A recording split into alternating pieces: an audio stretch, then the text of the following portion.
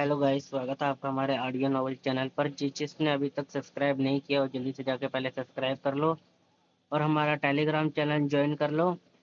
वहाँ पे आपको और भी बहुत सारी अच्छी अच्छी स्टोरीज मिल जाएंगी। और जिसको हरम और प्रीमियम, मेरा मतलब हरम और अडल्ट नॉवल सुनना पसंद है, वो वहाँ पे जाकर सुन सकता है। हमारा हरम और अडल्ट नॉवल का भी एक ग्रुप है, उसे भी ज्वाइन कर लेना।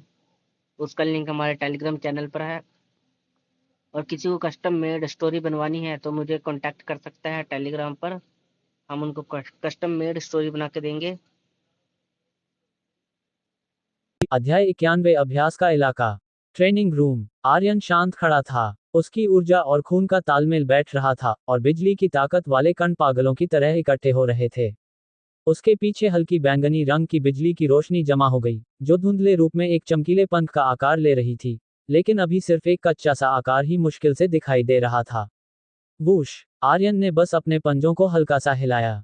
पल भर में ट्रेनिंग रूम में अनगिनत परछाइयां खींच गईं, जिनके साथ बिजली की लकीरें चमक रही थीं और कड़कने की आवाजें आ रही थीं। रफ्तार और फुर्ती दोनों पहले से कम दोगुनी ताकतवर थीं। क्या ये बी श्रेणी चलने की कला है? ये बहुत ही ताकतवर है। मैंने अभी अभी तो शुरुआत की है और मेरी रफ्तार इतनी तेज हो गई है। वो रुक गया। आर्यन की आंखें जोश से भरी थीं। अभी अभी अपनी पहली ही कोशिश में वो खुद को रोक नहीं पाया था और लगभग दीवार से टकरा ही गया था। मेरी लड़ने की ताकत अब ज्यादा है। अगर उस समय मेरे पास थंडर विंग फ्लैश होती तो वरुण को बचाना बहुत आसान होता। आर्यन को थोड़ा अफसोस हुआ। चलने की यह कला सच में बहुत ताकतवर थी। बी श्रेणी की चलने की कलाओं में भी इसे बहुत शानदार माना जाता था। इसका अभ्यास करना बहुत मुश्किल था। लेकिन आर्यन की समझ और भी ज्यादा खौफनाक होती जा रही थी। वो हर दिन पूरी लगन से स्वर्ग द्वार गुप्त रहस्य का अभ्यास करता था। आर्यन की रूह की ताकत लगातार बढ़ रही थी और वो पहली परत की रुकावट के करीब पहुंच रहा था। अभी अभी सिर्फ एक बार देखने के बाद ही उसने थंडर विंग फ्लैश को शुरुआती स्तर पर सीख लिया था। इसी वजह से वो ट्रेनिंग रूम में इसे आजमा कर देख रहा था। अफसोस की बात है कि ट्रेनिंग रूम बहुत छोटा है, ये चलने की कलाओं का अभ्यास करने के लिए सही नहीं है। आर्यन ने धक्का देकर दरवाजा खोला और बाहर निकल गया।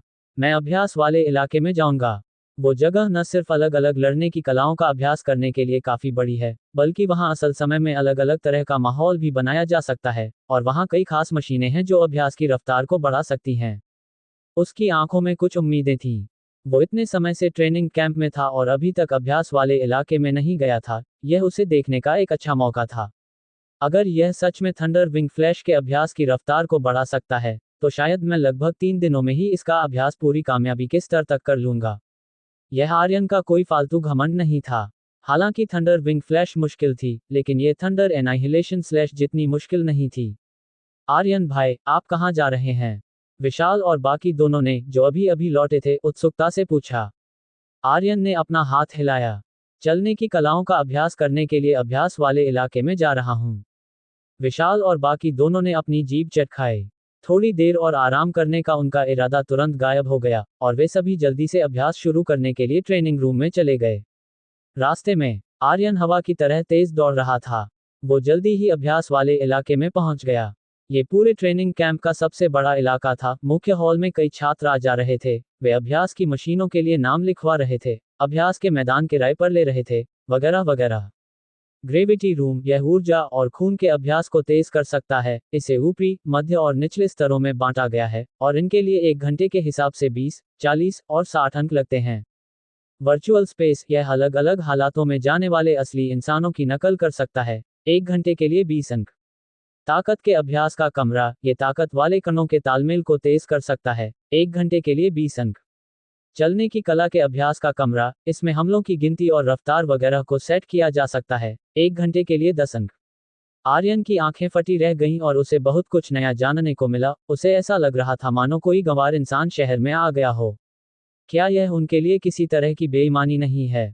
आर्यन को कुछ समझ में आया। तभी तो कुछ लोग इतनी कम उम्र में ही इतनी हैरान करने वाली कामयाबी हासिल कर लेते हैं। बाहरी मदद को कभी भी कमजोर नहीं समझना चाहिए।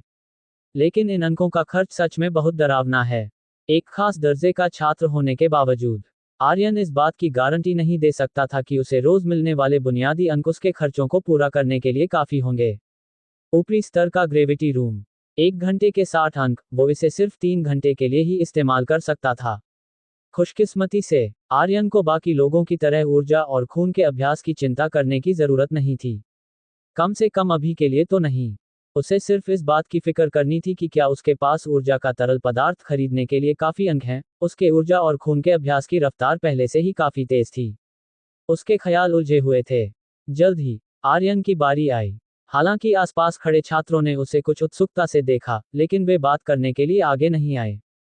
चलने की कला के अभ्यास का एक कमरा, शुरुआत के लिए 5 घंटे। आर्यन ने बड़ा दिल दिखाया। उसने सीधे 50 अंक दे दिए। दूसरे दर्जे के छात्रों को दिन में सिर्फ 40 अंक ही मिलते थे। पास खड़े छात्रों ने धीरे से ठंडी सांस ली। उनकी आंखें ईर्ष्या से भर गईं।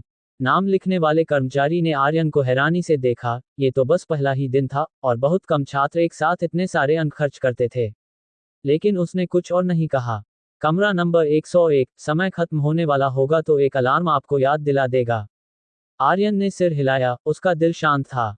वो लंबे कदम बढ़ाते हुए कमरा नंबर 101 की तरफ चल दिया। अंदर, यह एक अपनी ही दुनिया थी। ये कमरों वाले ट्रेनिंग रूम से 4 या 5 गुना बड़ा था। जैसे ही वो अंदर गया, मशीनी आवाज में एक याद दिलाने वाली बात गूंजी। क्या आप चलने की कला की सेटिंग खुद करना चाहेंगे, या ट्रेनिंग कैंप की लाइब्रेरी में मौजूद चलने की कलाओं के लिए सबसे सही माहौल की नकल की जाए? आर्यन की आंखें चमक उठीं। ये चीज सच में बहुत शानदार थी। आप जितने अंक देते हैं, आपको वैसी ही चीज मिलती है। चलने की कला, थंडर विंग फ्लैश के अभ्यास को चुनो। जैसे ही आर्यन की बात खत्म हुई, तुरंत ही मशीनों के खटखट चलने की आवाजें गूंजने लगीं। फिर चलने की कला के अभ्यास वाले कमरे का नजारा पूरी तरह से बदलने लगा। चारों दीवारों से मिश्रित धातु के छोटे छोटे पाइप बाहर निकल आए, और उनके बीच में हल्की सी बिजली चमकती हुई देखी जा सकती थी। छत के ऊपर मशीनी बिजली के खंभे कभी कभी नीचे आते थे। ऐसा लगता था मानो उनका कोई खास तरीका नहीं है, लेकिन असल में वे थंडर विंग फ्लैश की चाल से मेल खा रहे थे। और जमीन का भी यही हाल था। धारदार हथियार बाहर निकले हुए थे, और एक भी लापरवाही भारी पड़ सकती थी और शरीर के आर पार हो सकती थी। आर्यन ने ठंडी सांस ली। चलने की कला का अभ्यास करना इतना खतरनाक था। मशीनी आवाज बिल्कुल सही समय पर गूंजी। कृपया चिंता न करें, छात्र। चलने की कला के अभ्यास वाले कमरे के हमलों का तरीका सिर्फ चलने की कला के अभ्यास में मदद करने के लिए है। उनका हमला बहुत तेज नहीं है। कृपया पूरे भरोसे के साथ अभ्यास करें। मौजूदा मोड को थंडर विंग फ्लैश के शुरुआती स्तर के अभ्यास के लिए सबसे सही मोड पर सेट कर दिया गया है। कृपया तैयार रहें, ये 10 सेकंड में पूरी तरह से चालू हो जाएगा। आर्यन ने अपने होठों पर जीभ फेरी। उसकी आंखों में धीरे धीरे एक आग जैसी चाहत उभरने लगी। इतना खौफनाक, मुझे ये पसंद है। जब तक वो तेजी से अपनी ताकत बढ़ा सकता था, उसे किसी भी दर्द की परवाह नहीं थी। थंडर विंग फ्लैश अभ्यास मोड चालू हो रहा है। अगले ही पल, मिश्रित धातु के पाइपों से बिजली की लकीरें पागलों की तरह निकली। उन्होंने पूरे अभ्यास कक्ष को ही अपनी चपेट में ले लिया था, और अब सिर्फ बहुत संकरी जगहों से ही निकला जा सकता था। इसमें कोई शक नहीं था। इस तरह की मदद के साथ, आम छात्रों के अभ्यास करने की रफ्तार भी बहुत बढ़ जाएगी, मानो किसी शेर को पंख लग गए हों। आर्यन भी जाहिर तौर पर इससे अलग नहीं था। उसका रूप बदल गया। उसके पीछे बिजली उफन रही थी, जो एक अधूरा सा थंडर विंग बना रही थी, और अपने पीछे अनगिनत परछाइयां छोड़ रही थी। जज्ड बिजली उसके शरीर से टकराई। सच में, हमले की ताकत ज्यादा नहीं थी, लेकिन दर्द बहुत भयानक था। आर्यन का मुंह दर्द से सिकुड़ गया। उसने जल्दी से अपनी मुद्रा ठीक की। वो बहुत संतुष्ट था। खाली जगह में अकेले अभ्यास करने के मुकाबले ये बहुत तेज था। डिंग, आपने बी श्रेणी लड़ने की कला थंडर विंग फ्लैश का 6 बार अभ्यास किया है। 10,000 गुना वृद्धि के तहत आपने बी श्रेणी लड़ने की कला थंडर विंग फ्लैश का 60,000 बार अभ्यास किया है। आपकी थंडर विंग फ्लैश ने माहिर होने के स्तर को छू लिया है। एक सूचना के साथ, 6 बार कोशिश करने के बाद, आर्यन की थंडर विंग फ्लैश कामयाबी के साथ माहिर होने के स्तर तक पहुंच गई। उसकी रफ्तार अचानक बढ़ गई, और उसके पीछे का थंडर विंग पहले से ज्यादा पूरा हो गया, जो बिजली की लकीरों और बाहर निकले हुए हथियारों से आसानी से बच रहा था। वो दिल खोलकर हंसा। अपनी तरक्की से वो बहुत संतुष्ट था। क्या बस इतना ही दम है? हालांकि वो साफ तौर पर बहुत जल्दी जश्न मना रहा था। मशीनी आवाज ने शायद उसका ताना सुन लिया था, और वो अभी भी उसी मशीनी लहजे में गूंजी। पता चला है कि छात्र ने थंडर विंग फ्लैश के अगले स्तर को पार कर लिया है। बाहर निकलने वाली ताकतों को फिर से सेट किया जा रहा है। कृपया कोशिश जारी रखें। आर्यन का चेहरा बुरी तरह बदल गया। दीवार पर लगे मिश्रित धातु के पाइपों की गिनती बढ़ गई और उनसे निकलने वाली बिजली और भी तेज हो गई। जब उसका ध्यान भटका तो उसे कुछ और झटके लगे। हिस! दर्द के मारे आर्यन के मुंह से सिसकी निकल गई। बिना डरे, उसकी आंखों में बगावत की आग जल रही थी। धत्तेरी की, मुझे यकीन नहीं होता कि मैं इस कबाड़ चीज को हरा नहीं सकता। वो मजेदार अभ्यास ऐसे ही चलता रहा। अध्याय 92 बिल्कुल असली लगने वाली वर्चुअल दुनिया। समय पंख लगाकर उड़ गया। अभ्यास के 5 घंटे बहुत ही जल्दी बीत गए और आर्यन को मिलने वाले फायदे भी उतने ही शानदार थे। सिजल सिजल सिजल, बिजली की रोशनी हर दिशा में फूट पड़ी। देखा जा सकता था कि आर्यन के पीछे बिजली के पंखों का एक जोड़ा पूरी तरह से बन चुका था और इन पंखों के धक्के से उसकी रफ्तार एक ऐसी ऊंचाई पर पहुंच गई थी जो उसने पहले कभी नहीं देखी थी। यहां तक कि परछाइयां भी धीरे धीरे गायब हो गईं। यह इस बात का सबूत था कि उसकी रफ्तार इतनी तेज थी कि परछाइयां भी नहीं बन पा रही थीं। थंडर विंग फ्लैश पहले ही छोटी कामयाबी के स्तर तक पहुंच चुकी थी और लगातार बड़ी कामयाबी की तरफ बढ़ रही थी। कल 1 या 2 घंटे और अभ्यास करने पर मैं आसानी से बड़ी कामयाबी के स्तर तक पहुंच सकता हूं और ज्यादा से ज्यादा परसों तक मैं पूरी कामयाबी हासिल कर सकता हूं। थंडर विंग फ्लैश के पूरी कामयाबी वाले स्तर के बारे में सोचकर आर्यन जोश से भर गया। कम ऊंचाई पर हवा में तैरना, हालांकि यह असली उड़ान की बराबरी नहीं कर सकता था, लेकिन फिर भी यह ऐसी चीज थी जिसका बेसब्री से इंतजार किया जा सकता था। आखिरकार, यह एक ऐसा काम था जो सिर्फ एक युद्ध राजा ही कर सकता था। सम्मानित छात्र, आपके अभ्यास कक्ष का समय खत्म होने वाला है। क्या आप इसे आगे बढ़ाना चाहेंगे? नहीं बढ़ाना है। आर्यन ने अपने स्काईकॉम स्मार्ट डिवाइस पर कुछ चीजें सेट की। अभ्यास में मेहनत और आराम का सही तालमेल होना भी जरूरी था। उसका इरादा शाम को अपनी तलवार की तकनीकों और स्वर्गद्वार गुप्त रहस्य का अभ्यास करने का था। सिर्फ रफ्तार के पीछे अंधे होकर भागना कोई अच्छी बात नहीं थी। बचे हुए कुछ मिनट उसकी चलने की तकनीक का अभ्यास जारी रखने के लिए काफी नहीं थे। आर्यन सीधे अभ्यास कक्ष से बाहर निकल गया। वो लंबे कदम बढ़ाते हुए कमरा नंबर 101 से बाहर आया। उसका इरादा बाकी खास मशीनों को आजमाने का था। हॉल के अंदर लोगों की बहुत भीड़ भाड़ थी। हालांकि अब शाम हो चुकी थी, लेकिन लोगों के कम होने का कोई नामो निशान नहीं था। इसके उलट भीड़ और भी बढ़ती जा रही थी। बस बात इतनी थी कि लोगों के जत्थे बैच एक के बाद एक बदल रहे थे। कोई बात नहीं, हर कोई आर्यन जितना अमीर नहीं था कि एक साथ 5 घंटे की बुकिंग कर सके। ज्यादातर छात्रों के पास हर दिन सिर्फ थोड़े से ही अंक होते थे और उन्हें बहुत सोच समझकर खर्च करना पड़ता था। आर्यन ने हॉल में मौजूद बाकी खास अभ्यास कक्षों को देखा। उसे थोड़ा सा लालच आ रहा था। चलने की कला वाले अभ्यास कक्ष के असर से वो बहुत संतुष्ट था और वो बाकी अभ्यास कक्षों के असर को भी आजमाना चाहता था। वर्चुअल स्पेस, नकली दुनिया जो बिल्कुल असली लगे। यह अलग अलग तरह के हालात बना सकता था, जैसे कि खूंखार जानवरों से घिर जाना, जिसे सोचकर ही उसकी आंखें चमक उठीं। ये लड़ने की कलाओं को निखारने के लिए अच्छा होना चाहिए। शायद मैं नियंत्रण के स्तर तक ज्यादा जल्दी पहुंच सकूं। हालांकि आर्यन को पूरा भरोसा था कि वो 3 दिनों के अंदर नियंत्रण के स्तर को पार कर सकता है। लेकिन भला कौन और भी तेजी से अभ्यास करना नहीं चाहेगा?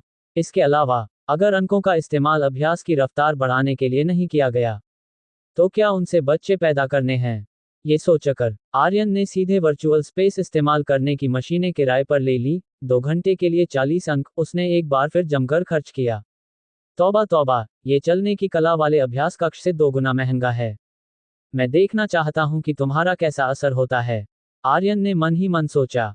फिर उसने हेलमेट पहना और पोषण देने वाले कैप्सूल मशीन में लेट गया। वो इससे अनजान नहीं था, इसलिए नहीं कि उसने इसका इस्तेमाल पहले किया था, बल्कि इसलिए क्योंकि वर्चुअल स्पेस की मशीनें आम लोगों के वर्चुअल गेमिंग की मशीनों से बहुत मिलती जुलती थीं।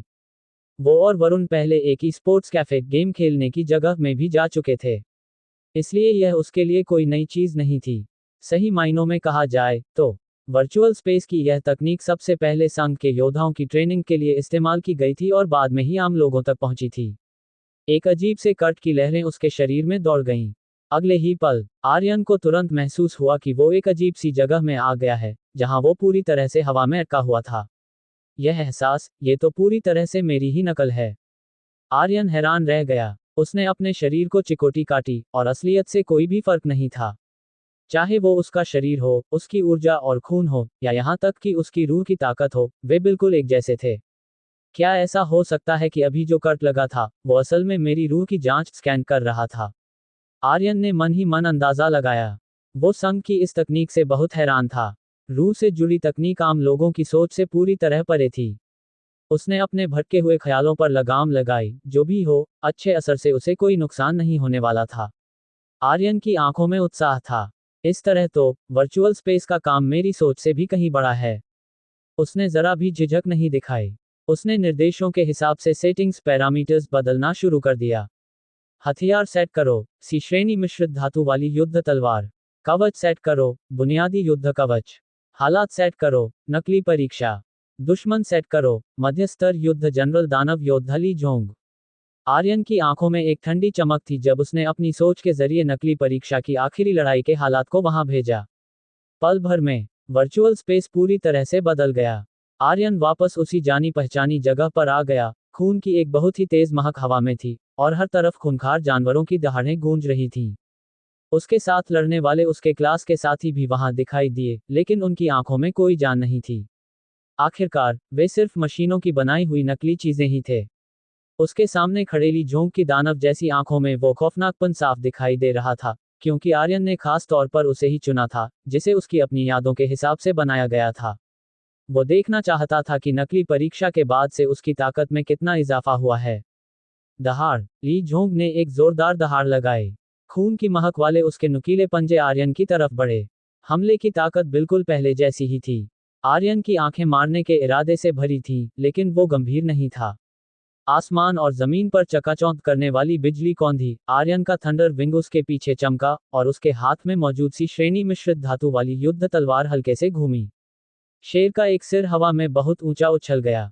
ली जोंग, जिसने उस समय उसे बहुत ही बुरी तरह से परेशान कर दिया था, अब एक मामूली से वार से मारा जा सकता था। आर्यन की आंखों में कोई घमंड नहीं था, उसे इसकी ही उम्मीद थी। मेरी ताकत बहुत ही ज्यादा बढ़ गई है। उसने गहरी भावना के साथ आह भरी। वो इस वर्चुअल स्पेस से और भी ज्यादा हैरान था। उसने पुरानी नकली परीक्षा के हालात की नकल करने का फैसला इसलिए किया था ताकि वो देख सके कि वर्चुअल स्पेस की आखिरी हद कहां तक है। और जो जवाब मिला, उसने उसे उम्मीद से कहीं ज्यादा संतुष्ट कर दिया था। इंसान की अपनी यादों के हिसाब से हालात और दुश्मनों की नकल करने का मतलब था कि दुश्मन जो भी तकनीक उसके सामने दिखाएगा, उसकी नकल की जा सकती है। मिसाल के तौर पर, अगर वो किसी खास दुश्मन को हराना चाहता है, तो वो उनकी नकल करके लगातार उनके लड़ने के तरीके को समझ सकता है, ताकि भविष्य में जब उसका सच में उनसे सामना हो, तो वो आसानी से उनसे निपट सके। जाहिर है, इसकी शर्त ये थी कि इस दुश्मन की सभी तकनीकें आपको पता होनी चाहिए। आखिरकार, यह नकल आपकी यादों पर टिकी होती है और हवा में से कुछ भी नया नहीं बना सकती। वर्चुअल स्पेस के काम करने के तरीके को समझने के बाद, आर्यन ने अपना समय बर्बाद करना जारी नहीं रखा। आगे, उसने झांग शियातियान के साथ हुई लड़ाई की नकल की और अपने अंदाजे को फिर से पक्का किया। अपनी छोटी कामयाबी वाली थंडर विंग फ्लैश के साथ, उसे पहले की तरह इतनी मुसीबत उठाने की कोई जरूरत नहीं पड़ी। वरुण को बचाने के बाद, उसने तुरंत झांग शियातियान को काटना शुरू कर दिया। इसके अलावा, उसने सुनहरे मुकुट वाले दानवी चील गोल्डन क्राउन डेमोनिक ईगल उड़ने वाले उस खूंखार जानवर को भी आजमाया, जो उस समय उनके काले लड़ाकू जहाज से टकरा गया था। जैसा कि उम्मीद थी, आर्यन हार गया। अपनी पूरी ताकत से थंडर ड्रैगन ब्रेक का इस्तेमाल करने के बाद भी, वो चील को सिर्फ घायल ही कर पाया, जबकि चील ने उड़ान में अपनी रफ्तार के फायदे के दम पर आर्यन के थकने तक उसके साथ लगातार खिलवाड़ किया। उड़ने वाले खूंखार जानवरों का फायदा सच में बहुत ज्यादा था। आम हालात में, अगर मुमकिन हो तो उनसे पंगा न लेना ही सबसे अच्छा था। जब मेरी थंडर विंग फ्लैश पूरी कामयाबी के स्तर तक पहुंच जाएगी, तो शायद मेरे पास कोई मौका हो। आर्यन ने मन ही मन सोचा। आखिर में उसने अपनी लड़ने की कलाओं को निखारने के लिए एक चरम उच्च स्तर युद्ध जनरल को अपना दुश्मन चुना। इंसान की अपनी यादों के हिसाब से नकल करने के अलावा, वर्चुअल स्पेस में बहुत सी चीजों मटेरियल की लाइब्रेरी भी मौजूद थी। खास तौर पर कुछ आम खूंखार जानवरों के लिए। कई पीढ़ियों तक जानकारी को निखारने के बाद, अब वे बिल्कुल असल जिंदगी के खूंखार जानवरों जैसे ही थे, जो पुरानी नकली परीक्षा से भी कहीं ज्यादा आसान था और किसी योद्धा की ट्रेनिंग की रफ्तार को बढ़ा सकता था। वर्चुअल स्पेस में, आर्यन पूरी तरह से खुद को भुलाकर लड़ाई में डूबा हुआ था। वो अपनी लड़ने की कलाओं को तेजी से बेहतर होते हुए महसूस कर रहा था। इसी बीच, अभ्यास वाले इलाके में लोगों के दो बहुत ही आक्रामक, हमलावर गुट ग्रुप आए। एक गुट का नेता पुराना जाना पहचाना किन त्यानहेन था, और दूसरा भी जाना पहचाना ही था, कोई और नहीं बल्कि झाओजियान, जिसने पहले आर्यन को ताना मारा था। हालांकि, दोनों गुटों के बीच का तनाव काफी गहरा था। ऐसा लग रहा था मानो वे एक दूसरे से भिड़ने ही वाले हों। अध्याय 93 जीनियस लोगों की चालें। दोनों तरफ के लोग आमने सामने खड़े थे। छात्रों का एक बड़ा झुंड किनारे खड़ा तमाशा देख रहा था। जीनियस लोगों की दुनिया में कभी भी गपशप की कमी नहीं होती थी, बस आप अभी तक उसमें ढल नहीं पाए थे। किन त्यानहीन के चेहरे की चोट पूरी तरह से गायब हो चुकी थी। अभी अभी वो और जुड़वां शहर के छात्र भोजनालय में खाना खा रहे थे, तभी पास में ही बैठे झाओ जियान ने ताने मारते हुए उसका मजाक उड़ाना शुरू कर दिया। उसकी बातों का मतलब यही था कि आर्यन ने उसकी पिटाई की थी और वो पलटवार करने की हिम्मत भी नहीं जुटा पाया। ये तो कहना ही पड़ेगा कि उस झाओ जियान नाम के लड़के की जुबान सच में बहुत गंदी थी। किन त्यानहीन, जो एक अमीर और रसूख वाले परिवार का लाडला था, वो इस तरह का उकसावा बर्दाश्त नहीं कर सकता था और वे दोनों तुरंत वहीं बहस करने लगे। दोनों ही प्रथम श्रेणी के छात्र थे। क्या वो झाओ जियान से डरता था? हालांकि दूध का जला छाछ भी फूंक फूंक कर पीता है, एक बार धोखा खाने के बाद इंसान होशियार हो जाता है। इस बार किन त्यानहीन ने जल्दबाजी नहीं की। उसने अपनी बाहें सिकोड़ ली और अपनी आंखें सिकोड़ते हुए कहा, झाओ, मुझे पता है कि तुम बस इस बात से जलते हो कि मैं तुमसे ज्यादा हैंडसम हूं। चलो, मैं तुम्हें एक मौका देता हूं। हम वर्चुअल स्पेस नकली दुनिया में लड़ते हैं। जो भी हारेगा वो जीतने वाले को दादाजी कहकर बुलाएगा। ये सच था। हालांकि किन त्यानहीन आर्यन जितना हैंडसम नहीं था, लेकिन वो फिर भी हैंडसम था। उस गंदी जुबान वाले झाओ जियान को इस मामले में बहुत पीछे छोड़ना उसके लिए कोई बड़ी बात नहीं थी। झाओ जियान ने गुस्से से कहा, वो डरपोक आर्यन मुझे जवाब देने की हिम्मत भी नहीं कर पाया, और तुम, एक कचरा जो उससे हार गया था, तुम यहाँ घमंड दिखाने की हिम्मत कर रहे हो। दादाजी, बुलाने का क्या फायदा? अगर तुम में हिम्मत है तो मेरे साथ अंकों की शर्त लगाओ। झाओ जियान मन ही मन हंसा। हर कोई सोचता था कि उसकी जुबान गंदी है, लेकिन वे यह नहीं जानते थे कि वो जानबूझकर ऐसा दिखावा कर रहा था। एक प्रथम श्रेणी के छात्र को मिलने वाले थोड़े से अंक उसके लिए काफी नहीं थे। ट्रेनिंग कैंप में सबसे ऊपर पहुंचने के लिए, संसाधनों को खरीदने के लिए बहुत सारे अंकों की जरूरत थी। दूसरों के साथ अंकों की शर्त लगाना, यही वो तरीका था जो झाओ जियान ने निकाला था। दूसरे दर्जे के छात्रों को ढूंढना बेकार था क्योंकि दूसरे लोग कोई बेवकूफ नहीं थे, लेकिन प्रथम श्रेणी के छात्र आमतौर पर उससे नहीं डरते थे। झाओ जियान ने किन त्यानहीन को अपना निशाना बनाने से पहले कई तरह से जानकारी निकाली थी। हुनर में कमजोर लेकिन गुस्से में तेज, क्या वो अपना फायदा उठाने हार्वेस्टेड के लिए सबसे अच्छी बकरा नहीं है? उसने मन ही मन ताना मारा, लेकिन उसके चेहरे पर बहुत ज्यादा गुस्सा दिख रहा था। किन त्यानहीन का खून खौलने लगा और वो बस झाओ जियान की पूरी तरह से पिटाई करना चाहता था। इससे पहले आर्यन ने उसकी बहुत बुरी तरह पिटाई की थी, जिससे उसकी सारी इज्जत मिट्टी में मिल गई थी। अगर अब झाओ जियान भी उस पर हावी हो गया तो अच्छा होगा कि वो ट्रेनिंग कैंप छोड़कर ही चला जाए। हाँ, चूंकि तुम मुझे अपने अंक देना ही चाहते हो तो चलो शर्त लगाते हैं, 500 अंक। क्या तुम में हिम्मत है? किन त्यानहीन की आंखें लाल हो गई थीं। 500 अंक पहले से ही बहुत बड़ी कीमत थी। ये सुनकर आसपास खड़े छात्रों ने ठंडी सांस ली। यह एक बहुत बड़ी रकम थी, इतनी कि उन्हें इसे जोड़ने में बहुत लंबा समय लग जाता।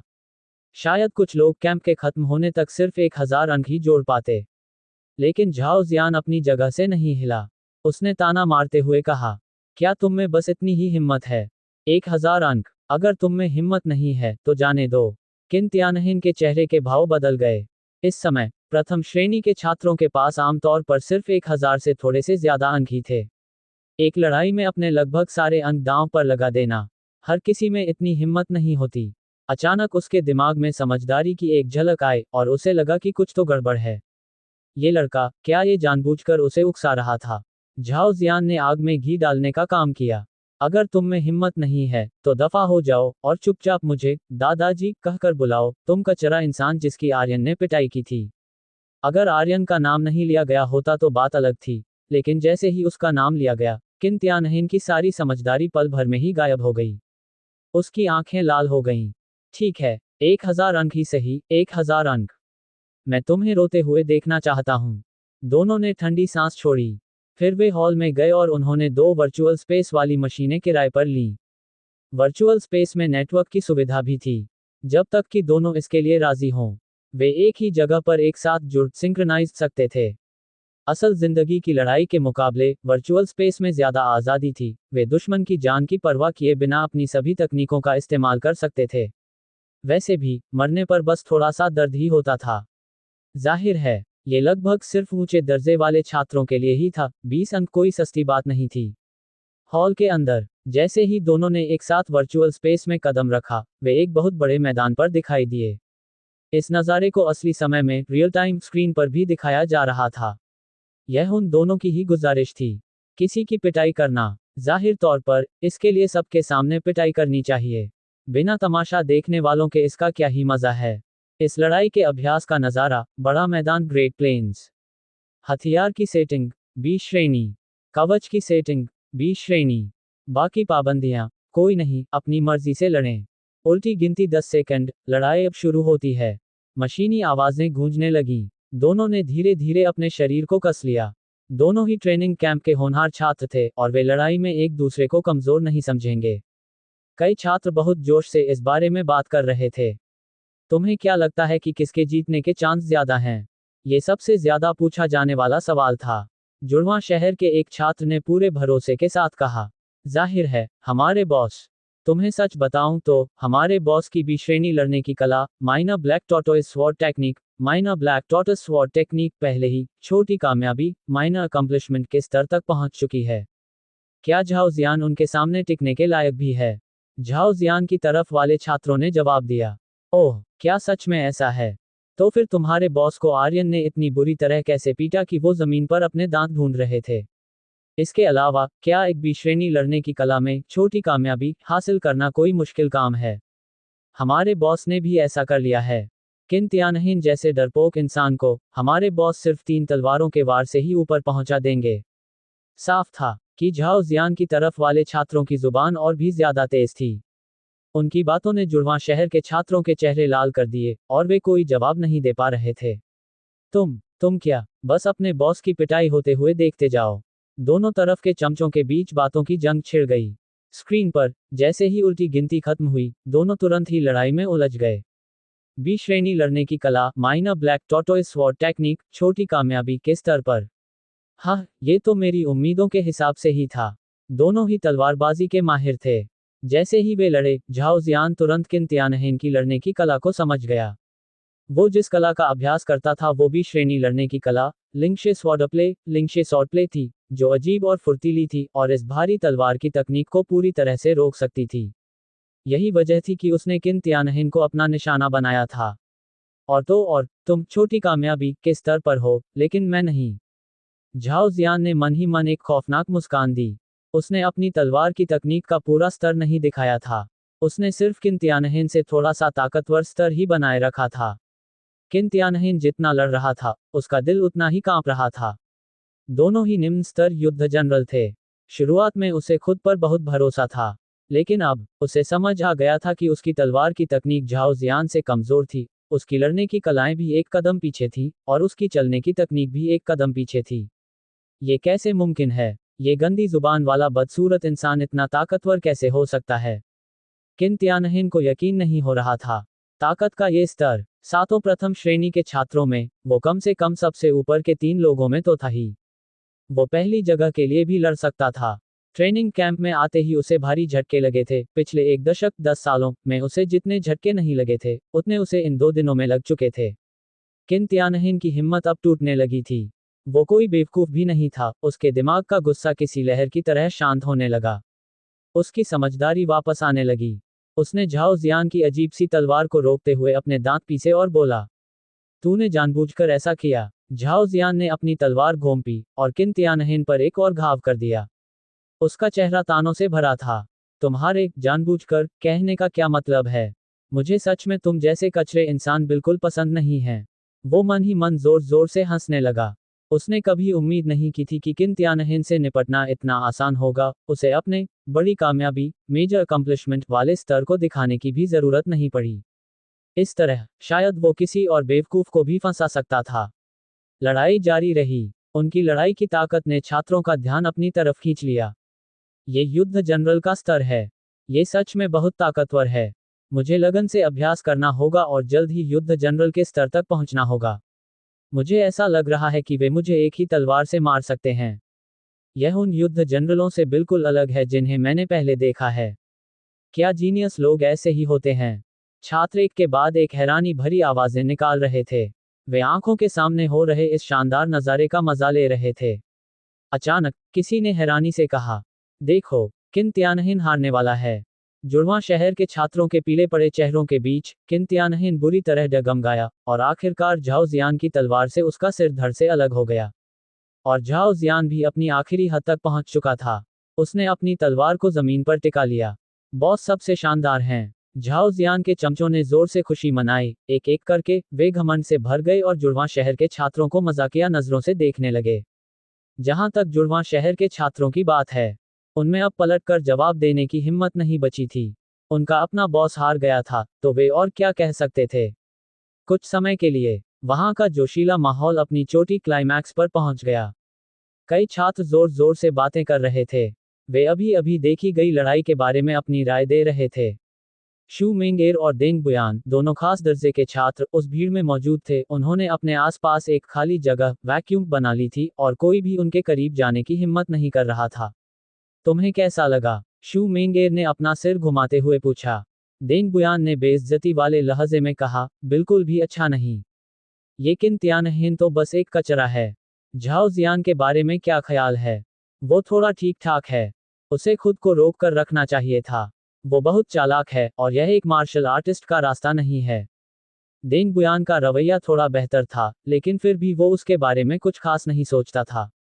शू मिंगेर बेबसी से मुस्कुराए। उसका बड़ा भाई सच में बहुत घमंडी था।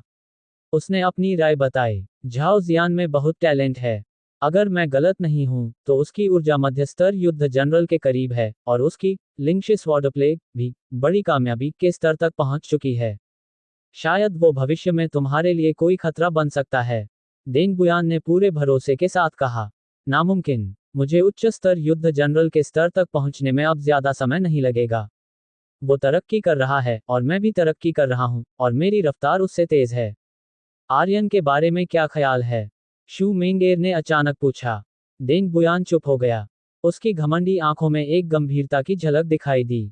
कल हुए शुरुआत के समारोह और उसे मिली टूटी फूटी जानकारी, दोनों से यही पता चलता था कि आर्यन कोई आसान दुश्मन नहीं था। मैं उसे हराऊंगा और साबित करूंगा कि असली नंबर 1 जीनियस कौन है। देंग बुयान ने आखिरकार ऐलान कर ही दिया। शू मिंगेर हल्की सी हंसी और उस तरफ सिर हिलाते हुए बोली, देखो, क्या वो यहाँ नहीं है? देंग बुयान ने उसकी नज़र का पीछा किया और देखा कि आर्यन धीरे धीरे वर्चुअल स्पेस की मशीनों वाले इलाके से बाहर आ रहा है। आर्यन थोड़ा उलझन में था। वो वर्चुअल स्पेस में सिर्फ 2 घंटे के लिए ही था। अभ्यास का इलाका अचानक इतना चहल पहल वाला लाइवली कैसे हो गया? क्या हुआ था? वो थोड़ा उलझन में था। अध्याय 94। क्या तुम अपने सारे अंक दांव पर लगाने की हिम्मत रखते हो? जैसे ही आर्यन सोच में डूबा था, उसके पीछे आभासी दुनिया की मशीनों वाले कमरे का दरवाजा खुला। कुणाल और जतिन बाहर आए। हालांकि कुणाल का चेहरा पीला और बहुत उतरा हुआ था, जबकि जतिन के चेहरे पर एक अजीब सा घमंड था।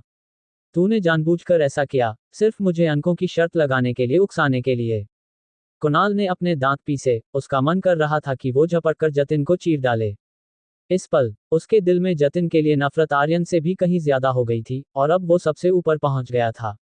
जतिन ने आलस से अपना कान खुजाया और बोला, बकवास मत कर। मुझे बस तुम जैसा निकम्मा इंसान बहुत खटक रहा था, इसलिए मैंने तुम्हें सबक सिखाने का फैसला किया। 1000 अंक जल्दी से मेरे खाते में डालो। उसकी आंखें खुशी से चमक उठीं। 1000 अंक एक बहुत बड़ी रकम थी। उसके अपने अंकों को मिलाकर अब उसके पास 2000 से भी ज्यादा अंक हो जाएंगे। कुणाल ने गुस्से में अपने दांत पीसे। अंकों के नुकसान से पहले ही उसका दिल खून के आंसू रो रहा था, लेकिन अपनी इज्जत मिट्टी में मिलने से वो आग बबूला हो रहा था। मुझ पर हाथ उठाने की सोचना भी मत। संभल कर रहना। एक छोटी सी गलती का मतलब 3 दिन की कैद हो सकता है, और बड़ी गलती तुम्हें प्रशिक्षण शिविर से बाहर निकलवा सकती है। जतिन के हल्के लहजे में कहे गए शब्द गूंजे। इसने तुरंत कुणाल को ऐसा महसूस कराया मानो किसी ने उस पर ठंडे पानी की बाल्टी डाल दी हो, जिससे उसकी रूह तक कांप गई। जतिन, मैं तुझे याद रखूंगा। उसने गुस्से में अपने 1000 अंक उसे भेज दिए। एक कड़वी बात कहकर वो वहां से जाने ही वाला था। उसकी इज्जत पूरी तरह से नीलाम हो चुकी थी। भला वो यहाँ मजाक उड़वाने के लिए क्यों रुकता?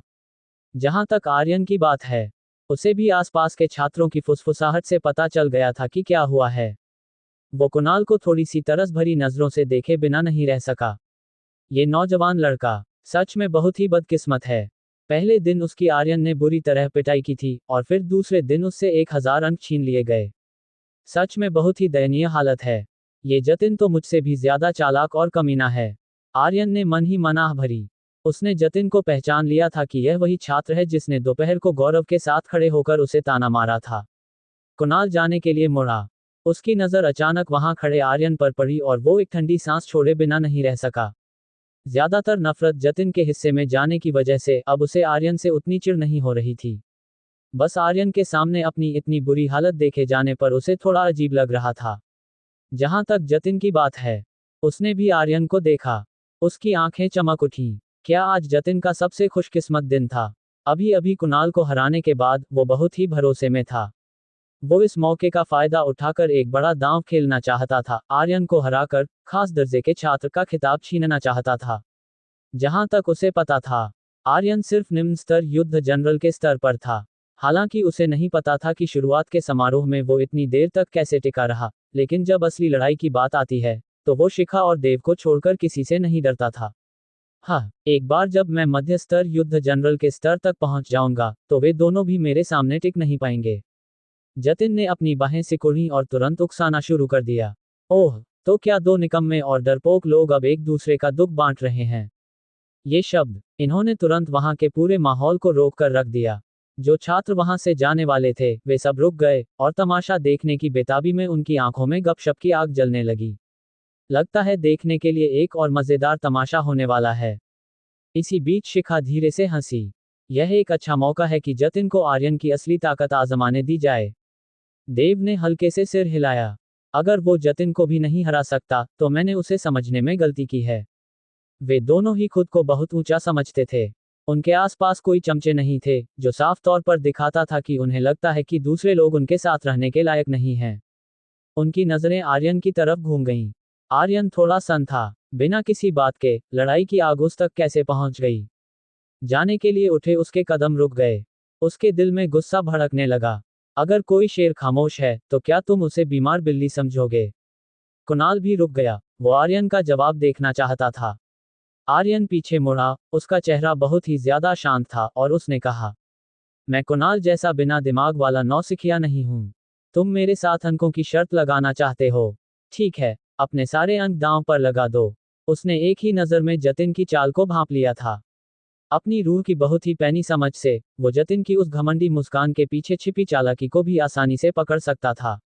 कुणाल को बहुत बेइज्जती महसूस हुई। उसकी आंखों से आग बरस रही थी। अब हर कोई उसे पैरों तले कुचलना चाहता था। लेकिन उन दोनों को लड़ने की कगार पर देखकर, उसने तुरंत अपने कदम रोक लिए और किनारे खड़े होकर तमाशा देखने लगा। वैसे भी ये दोनों उसके दुश्मन ही थे।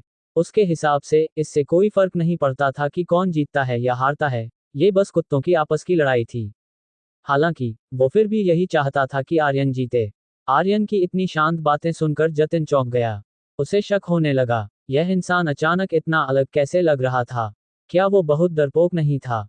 ऐसा क्यों लग रहा था मानो उस शांति के पीछे बहुत बड़ा तूफान छिपा हुआ है?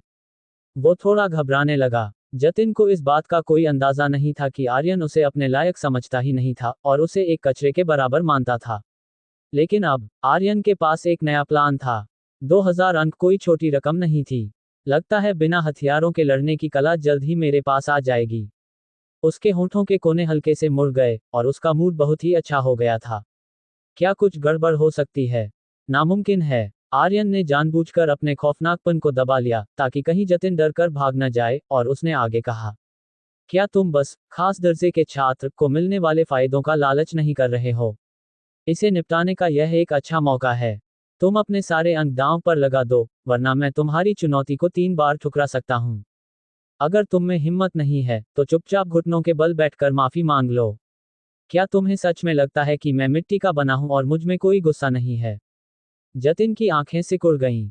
अगर उसने यह मौका गंवा दिया और आर्यन उसकी चुनौतियों को ठुकराता रहा, तो शायद कोई और उससे आगे निकल जाएगा। उसे इसका बहुत ज्यादा पछतावा होगा। और तो और, सबके सामने, तुम घमंड दिखाना चाहते हो। तुम मुझे बेवकूफ बनाना चाहते हो। ठीक है, तो मैं तुम्हारी मुराद पूरी कर दूंगा। जतिन को अभी भी यकीन नहीं था कि आर्यन इतना ताकतवर है। जब तक वो सिर्फ एक निम्न स्तर युद्ध जनरल था, वो उससे नहीं डरने वाला था। यह एक जीनियस का खुद पर भरोसा था। कुणाल को उसने बहुत बुरी तरह हराया था, और उसके पास अभी भी कुछ छुपे हुए हुक्म के इक्के बाकी थे। उसने बेइज्जती वाले लहजे में कहा, तुम्हें लगता है कि मैं 2000 अंकों के लिए दांव खेलने की हिम्मत नहीं करूंगा? तुम कुछ ज्यादा ही सोच रहे हो। मुझ जतिन का दिल इतना छोटा नहीं है जितना तुम सोच रहे हो। जतिन की नजरें और भी पक्की हो गईं। आर्यन के चेहरे पर एक ठंडी और खौफनाक मुस्कान थी। वो मुड़ा और आभासी दुनिया की मशीनों वाले इलाके की तरफ चल दिया। मुझे उम्मीद है कि तुम बाद में भी ऐसे ही मुस्कुरा सकोगे। उसने बस इतना ही कहा, वो और बकवास नहीं करना चाहता था और सबसे पहले मशीन के अंदर चला गया। जतिन की आंखों में गुस्सा भड़क उठा। आर्यन ने कुल मिलाकर बहुत ज्यादा शब्द नहीं कहे थे, लेकिन उसने जो असर छोड़ा था वो कुणाल से कहीं ज्यादा खौफनाक था। मैं तुम्हें पूरी तरह से हरा दूंगा और एक ही तलवार से तुम्हारा सिर धड़ से अलग कर दूंगा। उसने गला काटने का इशारा किया, उसकी आंखों में खून करने का इरादा साफ झलक रहा था। वो भी मुड़ा और मशीन के अंदर कदम रख दिया। उन दोनों के बीच के इस खौफनाक माहौल को देखकर सभी छात्र बहुत ही ज्यादा उत्साहित थे। शिविर शुरू होने के बाद से इतने ऊंचे स्तर की यह पहली लड़ाई थी। आखिरकार आर्यन एक खास दर्जे का छात्र था, सिर्फ 3 खास दर्जे के छात्रों में से एक, और वो पहले नंबर का विजेता था जिसने शुरुआत के समारोह की परीक्षा में तहलका मचा दिया था। प्रथम श्रेणी का छात्र जतिन खास दर्जे के छात्र आर्यन को चुनौती दे रहा था। ये खबर तुरंत किसी तूफान की तरह पूरे प्रशिक्षण शिविर में फैल गई। जिन छात्रों को ये खबर मिली, वे पागलों की तरह अभ्यास वाले इलाके की तरफ दौड़ पड़े। वे इस लड़ाई को देखना चाहते थे। और कुछ छात्र जो वहां से नहीं जा सकते थे, उन्होंने अपनी स्मार्ट घड़ियां चालू कर लीं ताकि वे इसका सीधा प्रसारण देख सकें। ये लड़ाई हर किसी के ध्यान का केंद्र बन चुकी थी। अध्याय 95, 2 तलवारों से तुम्हारा काम तमाम। भीड़ के बीच में शू मेंगेर की आंखें हल्की सी झपकी। आर्यन बहुत शांत लग रहा था, जिसकी वजह से वो उसे समझ नहीं पा रही थी। भैया, आपको कौन ज्यादा दमदार लगता है? देंग बुयान ने सोचते हुए कहा। आर्यन, हालांकि वो भी एक निम्न स्तर युद्ध जनरल ही है, लेकिन आखिर तक एक युद्ध राजा बैटल किंग के दबाव को सहने के लिए उसमें पक्का कुछ खास बात तो होगी। शू मेंगेर ने प्यारी सी मुस्कान के साथ कहा। लगता है भैया अभी भी आर्यन को काफी ऊंचा मानते हैं। तो आपको क्या लगता है आर्यन को जीतने में कितना समय लगेगा? देंग बुयान ने धीरे से सांस छोड़ी। लगभग 100 बार। उसने यह अंदाजा अपनी खुद की ताकत के हिसाब से लगाया था। उसे पूरा भरोसा था कि वो झाओजियान को 50 बार के अंदर हरा सकता है। इसलिए उसका अंदाजा था कि आर्यन 100 बार में जीत जाएगा। शू मेंगेर हंसी और अपना सिर हिलाते हुए बोली, भैया कैसा रहेगा अगर हम 500 अंकों की शर्त लगाएं? मेरा अंदाजा है 80 बार। देंग बुयान की आंखों में हैरानी की एक झलक दिखाई दी। शू मेंगेर को असल में आर्यन पर उससे भी ज्यादा भरोसा था। शर्त पक्की रही। अगर बहन मेंगेर अपने भाई को अंक देना चाहती है, तो जाहिर है मैं मना नहीं कर सकता। उन दोनों के हंसते बोलते ही तुरंत 500 अंकों की एक बहुत बड़ी शर्त लग गई। ये सुनकर आसपास खड़े छात्र, जिन्होंने उनकी बातें सुन ली थीं, वे हैरानी से ठंडी सांस लेने लगे। वे मन ही मन आह भरे बिना नहीं रह सके। सच में एक खास दर्जे के छात्र होने के लायक हैं। ऐसी हिम्मत आम लोगों में कहाँ होती है। किन त्यानहीन ने अपने दोनों दुश्मनों को स्क्रीन पर आते हुए देखा और अपने दांत पीसे। ये दोनों कमीने, अच्छा होगा अगर इन दोनों का ही भारी नुकसान हो जाए। हालांकि वो जानता था कि यह वर्चुअल स्पेस नकली दुनिया है, लेकिन फिर भी किन त्यानहीन नहीं चाहता था कि किसी भी एक की बहुत शानदार जीत हो। उसे इस बात का पूरा भरोसा था। आर्यन और झाओ जियान दोनों से लड़ने के बाद उसे इस बात का घमंड था कि वो दोनों की ताकत को अच्छी तरह से जानता है। वे लगभग एक दूसरे के बराबर ही थे। अगर आर्यन तलवार सेबर का इस्तेमाल करता है, तो शायद वो थोड़ा ज्यादा ताकतवर होगा। कई छात्र बहुत उत्साहित हो गए थे। यह एक ऐसी लड़ाई थी जो सिर्फ खास दर्जे के छात्रों के बीच होने वाली लड़ाई से ही कम थी। आर्यन का खास दर्जे के छात्र का खिताब बिल्कुल झूठा है। हमारे बॉस पक्का उसे हरा देंगे। शर्त लगा लो, हमारे बॉस 10 वार के अंदर ही एक तलवार से उसका सिर धड़ से अलग कर देंगे। आर्यन ने तो हमारे बॉस को डरा कर भगाने की भी कोशिश की थी, जो कि बहुत ही हंसी की बात है। हमारे बॉस ने आसानी से उसकी चाल समझ ली, अब वो मुश्किल में फंस गया है ना? झाओ जियान के चमचे बकवास कर रहे थे। वे किन त्यानहीन को हराने के घमंड में चूर थे, इसलिए किसी ने भी उन्हें गलत साबित करने की कोशिश नहीं की। एक एक करके वे ताने मार रहे थे। ऐसा लग रहा था मानो उन्होंने पहले ही झाओ जियान को जीतते हुए देख लिया हो। विशाल और उसके दोनों साथी, जो अभी अभी आए थे, उन्हें ये सब बिल्कुल अच्छा नहीं लगा।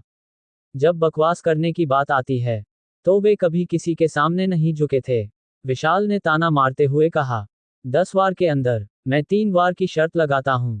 अगर आर्यन भाई ने 3 वार के अंदर झाओ जियान का सिर नहीं काटा, तो मैं तुम्हारा नाम रख लूंगा। क्या तुम्हें लगता है कि हमारे आर्यन भाई उस निकम्मे किन त्यानहीन जैसे हैं? झाओ जियान ने शायद गलत इंसान से पंगा ले लिया है। एक प्रथम श्रेणी का छात्र आखिरकार एक प्रथम श्रेणी का छात्र ही होता है। क्या तुम्हें सच में लगता है कि हमारे आर्यन भाई की बस किस्मत अच्छी थी? उन नफरत भरी आंखों से घूरना बंद करो। यकीन नहीं होता? अगर यकीन नहीं होता तो मेरे साथ शर्त लगाओ। मैं अपने सारे अंक 3 वार वाली बात पर दांव पर लगाता हूं। क्या तुम में हिम्मत है? उन तीनों ने एक के बाद एक बोलना शुरू कर दिया और तुरंत ही अपने खौफनाक अंदाज से झाओ जियान के चमचों की बोलती बंद कर दी। कई छात्र यह सब देख रहे थे। झाओ जियान के चमचे अपनी इज्जत खराब नहीं करना चाहते थे और उन्होंने दांत पीसते हुए कहा, शर्त पक्की रही। अगर तुम हमें अपने अंक देना ही चाहते हो तो भला हम क्यों डरेंगे? विशाल हंसा और आसपास के लोगों की तरफ अपने हाथ जोड़कर बोला, अगर ऐसी बात है तो मैं यहाँ मौजूद सभी हैंडसम लड़कों और खूबसूरत लड़कियों से गुजारिश करता हूँ कि वे गवाह बने, ताकि हारने के बाद कुछ लोग अपनी शर्त से मुकर न जाएं। उसके इस भरोसेमंद अंदाज ने कई छात्रों को उलझन में डाल दिया और वे हैरान रह गए। विशाल और उसके दोनों साथियों ने एक दूसरे को देखा। उन्हें बहुत भरोसा था। वे आर्यन की ताकत को सबसे अच्छी तरह से जानते थे। और वे ये भी जानते थे कि आर्यन ने कल रात ही कामयाबी के साथ मध्य स्तर युद्ध जनरल के स्तर को पार कर लिया था। 3 वार के अंदर, शाबाश आर्यन भाई, वरना छोटे विशाल को मिट्टी खानी पड़ेगी। आर्यन और झाओ जियान को जाहिर तौर पर मैदान के बाहर चल रही इन बातों के बारे में कुछ नहीं पता था। वर्चुअल स्पेस में जाने के बाद वे दोनों एक अखाड़े अरेना स्टेज पर एक साथ दिखाई दिए। लड़ाई का अभ्यास करने के लिए ये सबसे पुरानी और जानी मानी जगह थी, जहां कोई भी बाहरी रुकावट नहीं थी। एक मशीनी आवाज धीरे से गूंजी, लड़ाई के अभ्यास का ये नज़ारा, 20 श्रेणी का अखाड़ा। हथियार की सेटिंग, 20 श्रेणी। कवच की सेटिंग, 20 श्रेणी। कोई और पाबंदी नहीं है, अपनी मर्जी से लड़ें। उल्टी गिनती 10 सेकंड, लड़ाई अब शुरू होती है। अखाड़े पर, अपने शरीर पर धीरे धीरे बन रहे युद्ध के कवच और अपने हाथ में आ रही युद्ध की तलवार को महसूस करते हुए आर्यन ने धीरे से अपना शरीर हिलाया। अभी अभी वर्चुअल स्पेस में 2 घंटे तक लड़ने के बाद उसे अभी भी इस सब की बहुत अच्छी आदत थी। झाओ जियान के हाथ में एक लंबी तलवार लॉन्ग स्वॉर्ड थी। उसका ऑरा आसमान छू रहा था, जो फुर्तीला भी था और अजीब भी। आम तलवारबाजों की सीधी और पैनी धार से बिल्कुल अलग। यह एक बहुत ही चालाक तलवारबाजी का अंदाज था, जिसके नतीजे बहुत ही हैरान करने वाले होते थे। उसने ताना मारते हुए कहा, आर्यन, यह मत सोचना कि किन त्यानहीन को हराकर तुम घमंड दिखा सकते हो। उस जैसे कचरे को मैं बहुत ही आसानी से हरा सकता हूँ। आज के बाद मैं सबको साबित कर दूंगा कि तुम्हारा खास दर्जे के छात्र का खिताब बिल्कुल झूठा है। आर्यन ने धीरे से अपना सिर हिलाया और बस 2 शब्द कहे, बहुत शोर है। साफ था कि वो और बकवास करने के मूड में नहीं था। अगले ही पल, उसके शरीर से तलवार का एक बहुत ही खौफनाक और हावी होने वाला दबाव मार्ग स्तर या मोमेंटम आसमान की तरफ उठा, जिसकी ताकत बहुत ही डरावनी थी। हर किसी का दबाव अलग अलग होता है। यहाँ तक कि तलवारबाजों के बीच भी फर्क देखने को मिलता है। आर्यन की तलवार का दबाव थंडर एनाइहिलेशन स्लैश से पैदा हुआ था, जो तबाही और खौफनाकपन के रास्ते पर चलता था। ये बहुत ही ज्यादा ताकतवर था। और जैसे जैसे आर्यन की लड़ने की तकनीकें नियंत्रण के स्तर कंट्रोल लेवल की तरफ बढ़ रही थीं, तलवार के दबाव का उसका इस्तेमाल भी और भी ज्यादा बेहतर होता जा रहा था। तलवार का ये दबाव आसमान छूने लगा और झाओ जियान को नीचे दबाने लगा। ये बहुत ही बड़ा और हावी होने वाला था, जिसकी वजह से पहली बार झाओ जियान के चेहरे के भाव बदल गए। वो एक युद्ध सम्राट के परिवार से था और उसकी समझ आम लोगों से कहीं बेहतर थी। ये तो सूक्ष्म समझ, मिनट परसेप्शन की चोटी है, जो बस नियंत्रण के स्तर को पार करने ही वाली है। और इसके खून की ऊर्जा की यह ताकत, मध्य स्तर युद्ध जनरल। झाओ जियान की आंखें बुरी तरह से कुड़ गईं और उसे पहली बार आर्यन से डर लगने लगा। गू शेंग के शब्द उसके कानों में धुंधले रूप में गूंजने लगे। वो डरपोक नहीं है, वो बस कोई मुसीबत नहीं चाहता। इस पल, उसे समझ आ गया कि उसने आर्यन की ताकत को कम समझने की बहुत बड़ी गलती की थी। पहले उसने उस पर ध्यान इसलिए नहीं दिया था क्योंकि वो डरपोक था, बल्कि इसलिए क्योंकि वो उसे अपने लायक ही नहीं समझता था।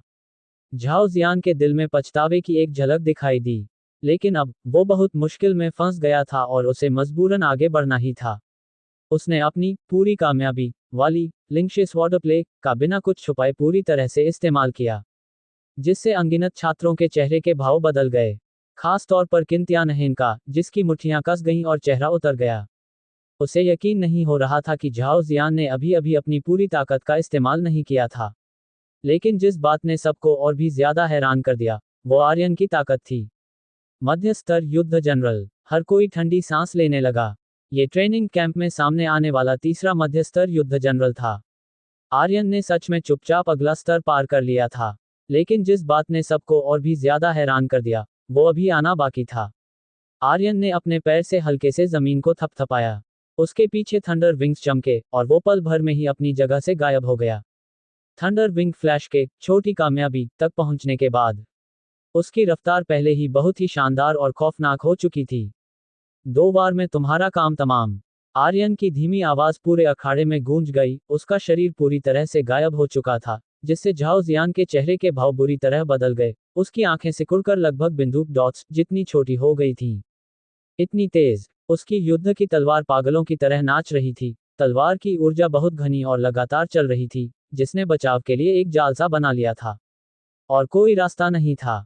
वो आर्यन की रफ्तार का बिल्कुल भी सामना नहीं कर पा रहा था और तलवार के दबाव ने उसे पूरी तरह से जकड़ लिया था। वो सिर्फ बेबस होकर मार खा सकता था। यही वजह थी कि उसने आर्यन को इस तरह रोकने की कोशिश की थी। इस बहुत भारी दबाव के नीचे झाओ जियान की लिंक्शे स्वॉर्ड प्ले पहले से भी एक कदम आगे बढ़ गई, जिससे उसकी आंखों में उम्मीद की एक किरण जग उठी। हालांकि उम्मीद जितनी गहरी होती है, निराशा भी उतनी ही गहरी होती है। पहला वार। एक बहुत ही चकाचौंध कर देने वाली बैंगनी रंग की तलवार की रोशनी ने हवा को एक ऐसे अचूक अनबिलीवेबल कोने से चीर दिया।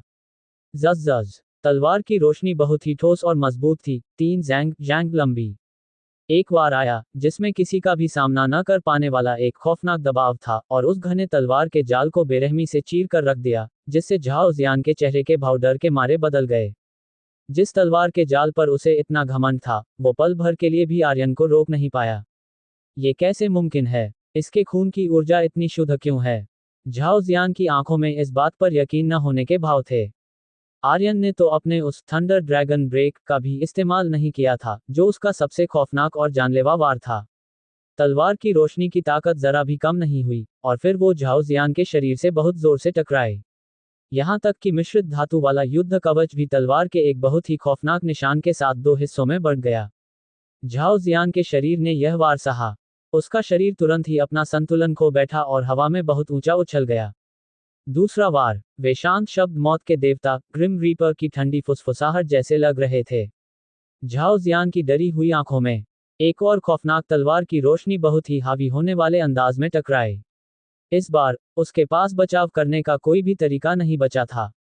जैसे ही दुनिया उसके चारों तरफ घूमने लगी, उसे महसूस हुआ कि उसका होश धीरे धीरे गायब हो रहा है और धुंधलेपन में उसने अपने ही सिर को बहुत जोर से जमीन पर गिरते हुए देखा, जिससे धड़ाम धड़ाम की आवाजें आईं। आर्यन की परछाई धीरे धीरे सामने आ गई। मैंने कहा था 2 बार में तुम्हारा काम तमाम, और 2 बार ही हुए। आर्यन के चेहरे के भाव बहुत ही ज्यादा शांत थे। कवच को तोड़ने के लिए 1 बार, रूह को शरीर से अलग करने के लिए 2 बार। इस पल पूरा अखाड़ा शांत था, हर कोई पूरी तरह से सन्न रह गया था।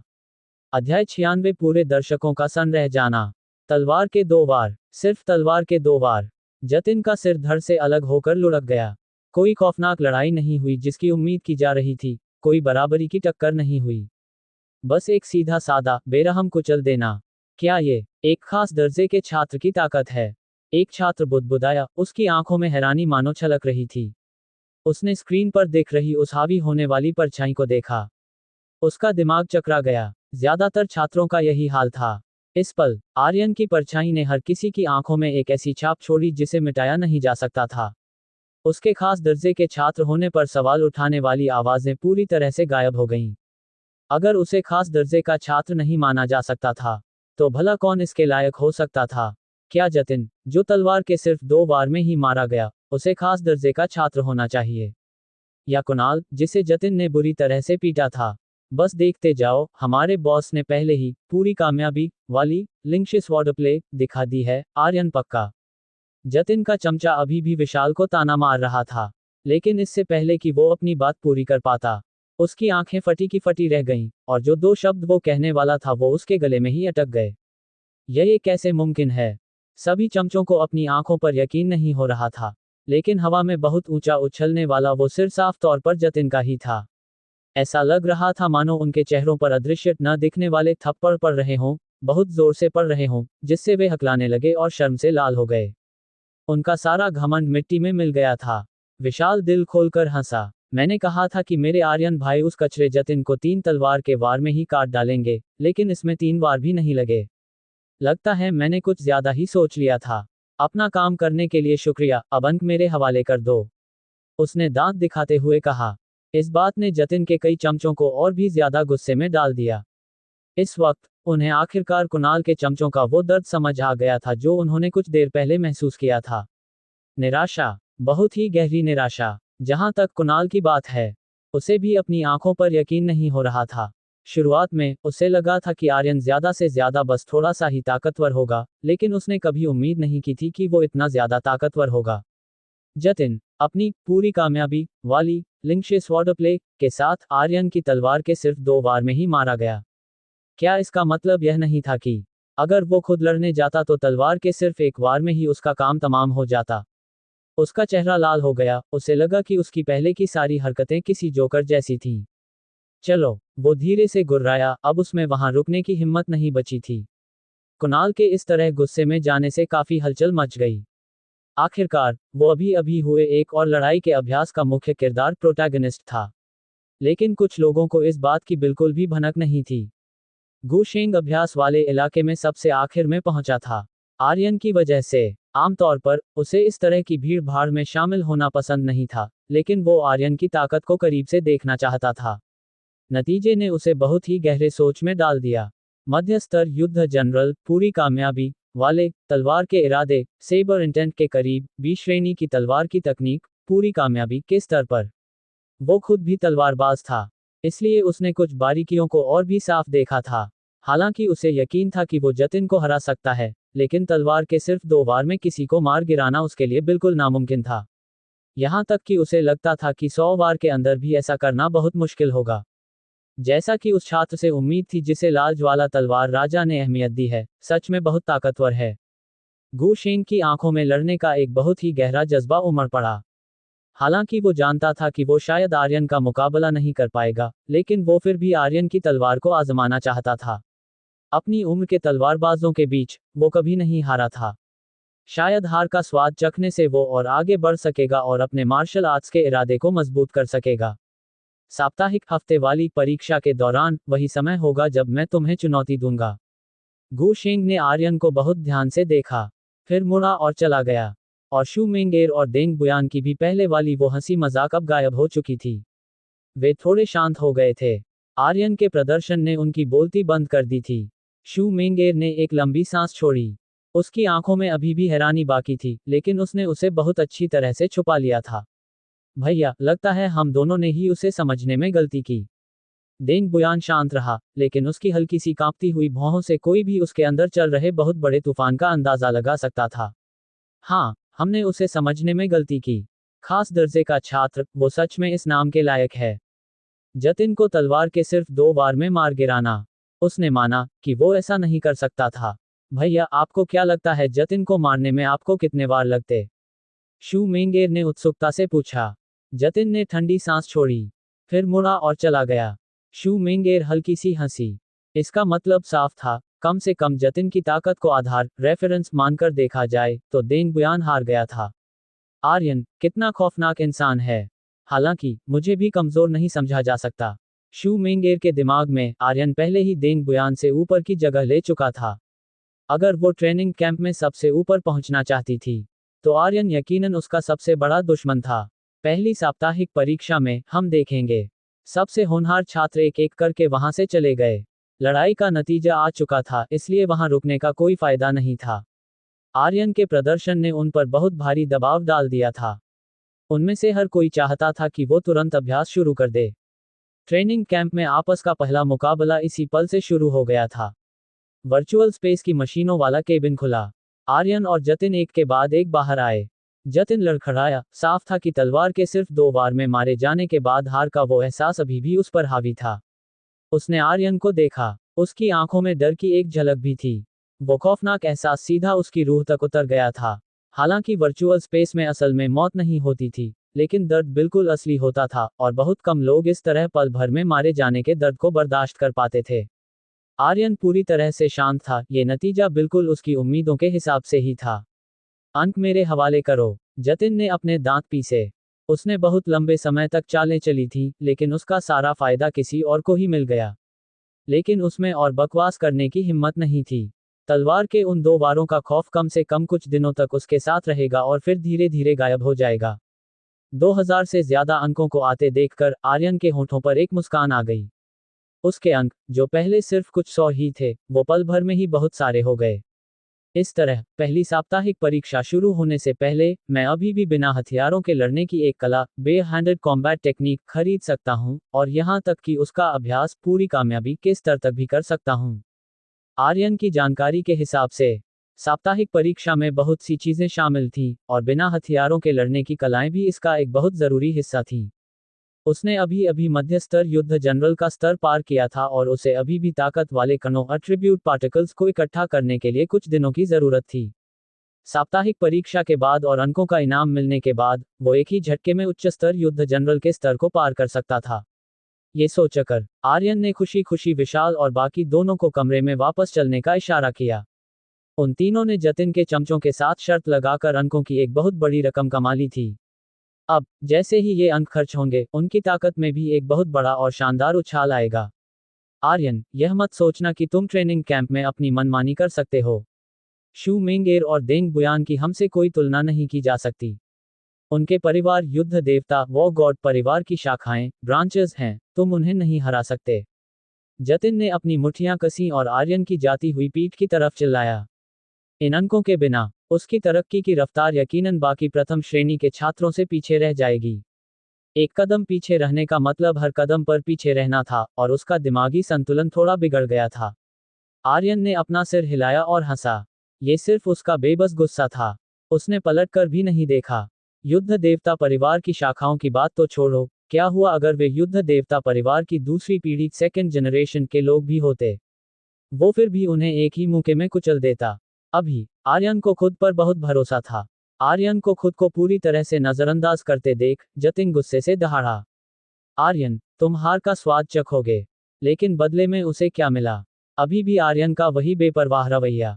उसे थोड़ी निराशा हुई, उसका हौसला सबसे निचले स्तर पर पहुंच गया था। अपने चमचे को अपनी तरफ चिंता से देखते हुए पाकर उसने खुद को मजबूर करते हुए कहा, चलो हम वापस जा रहे हैं। ये छोटा सा नाटक खत्म हो गया। आर्यन ने जतिन के साथ लड़ाई करके खुद को कामयाबी के साथ साबित कर दिया था।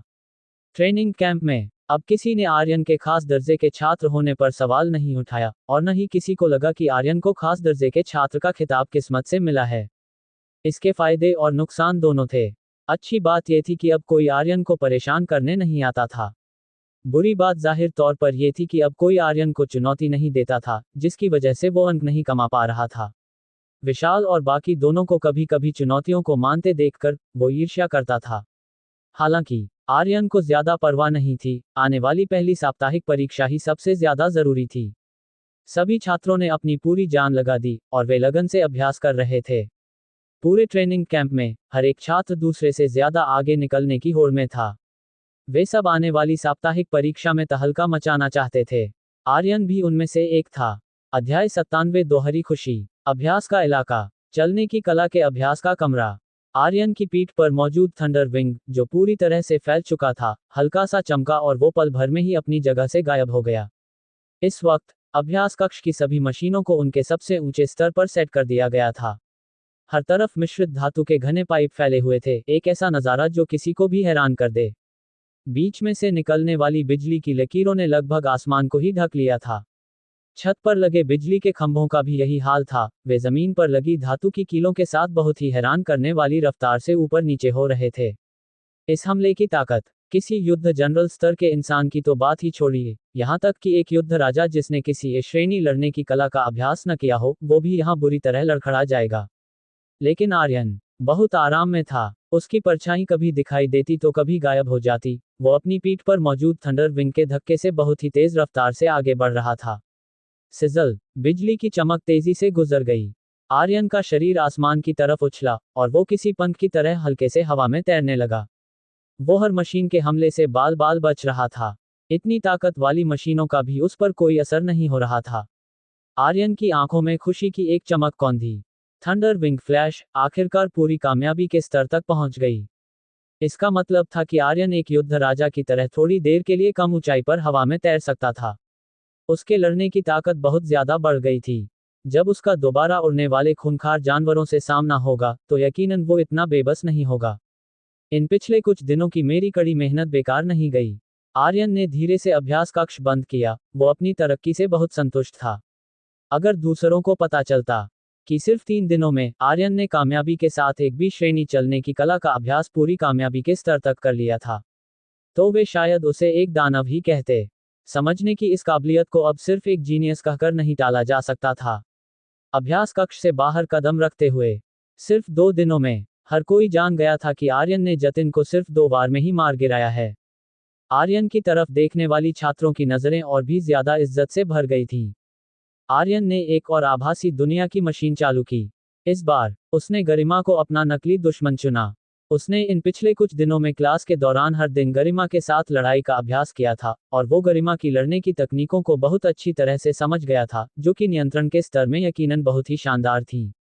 इसलिए मशीनों द्वारा बनाई गई वो नकली गरिमा भी बिल्कुल असली लग रही थी। गरिमा को ही क्यों चुना?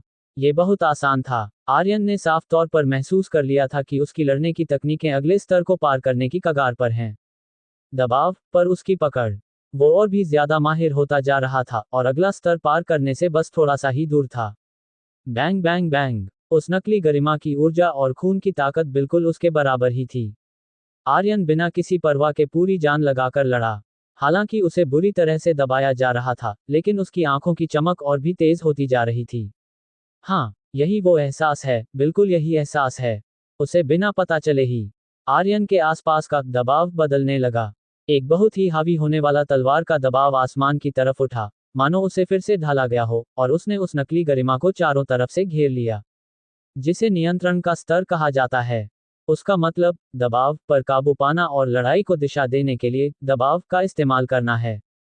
इसे एक लड़ने की तकनीक कहने के बजाय दबाव का इस्तेमाल कहना ज्यादा सही होगा। दुश्मन का हर एक कदम आपसे प्रभावित होगा, जो न सिर्फ उसे अपनी पूरी ताकत लगाने से रोकेगा बल्कि उसे अचानक होने वाले दबाव के हमलों की चिंता में भी डाल देगा।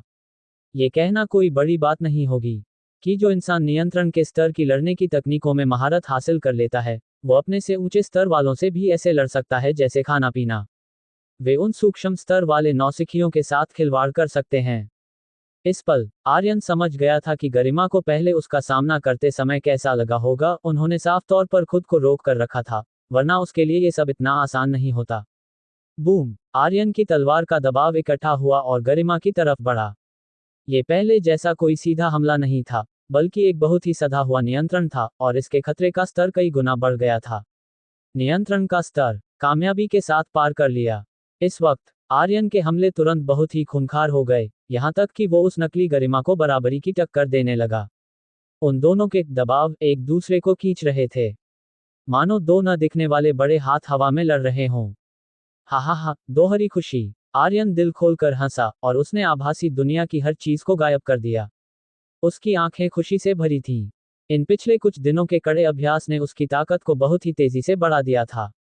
अब वो एक सीमा युद्ध जनरल को भी हरा सकता था।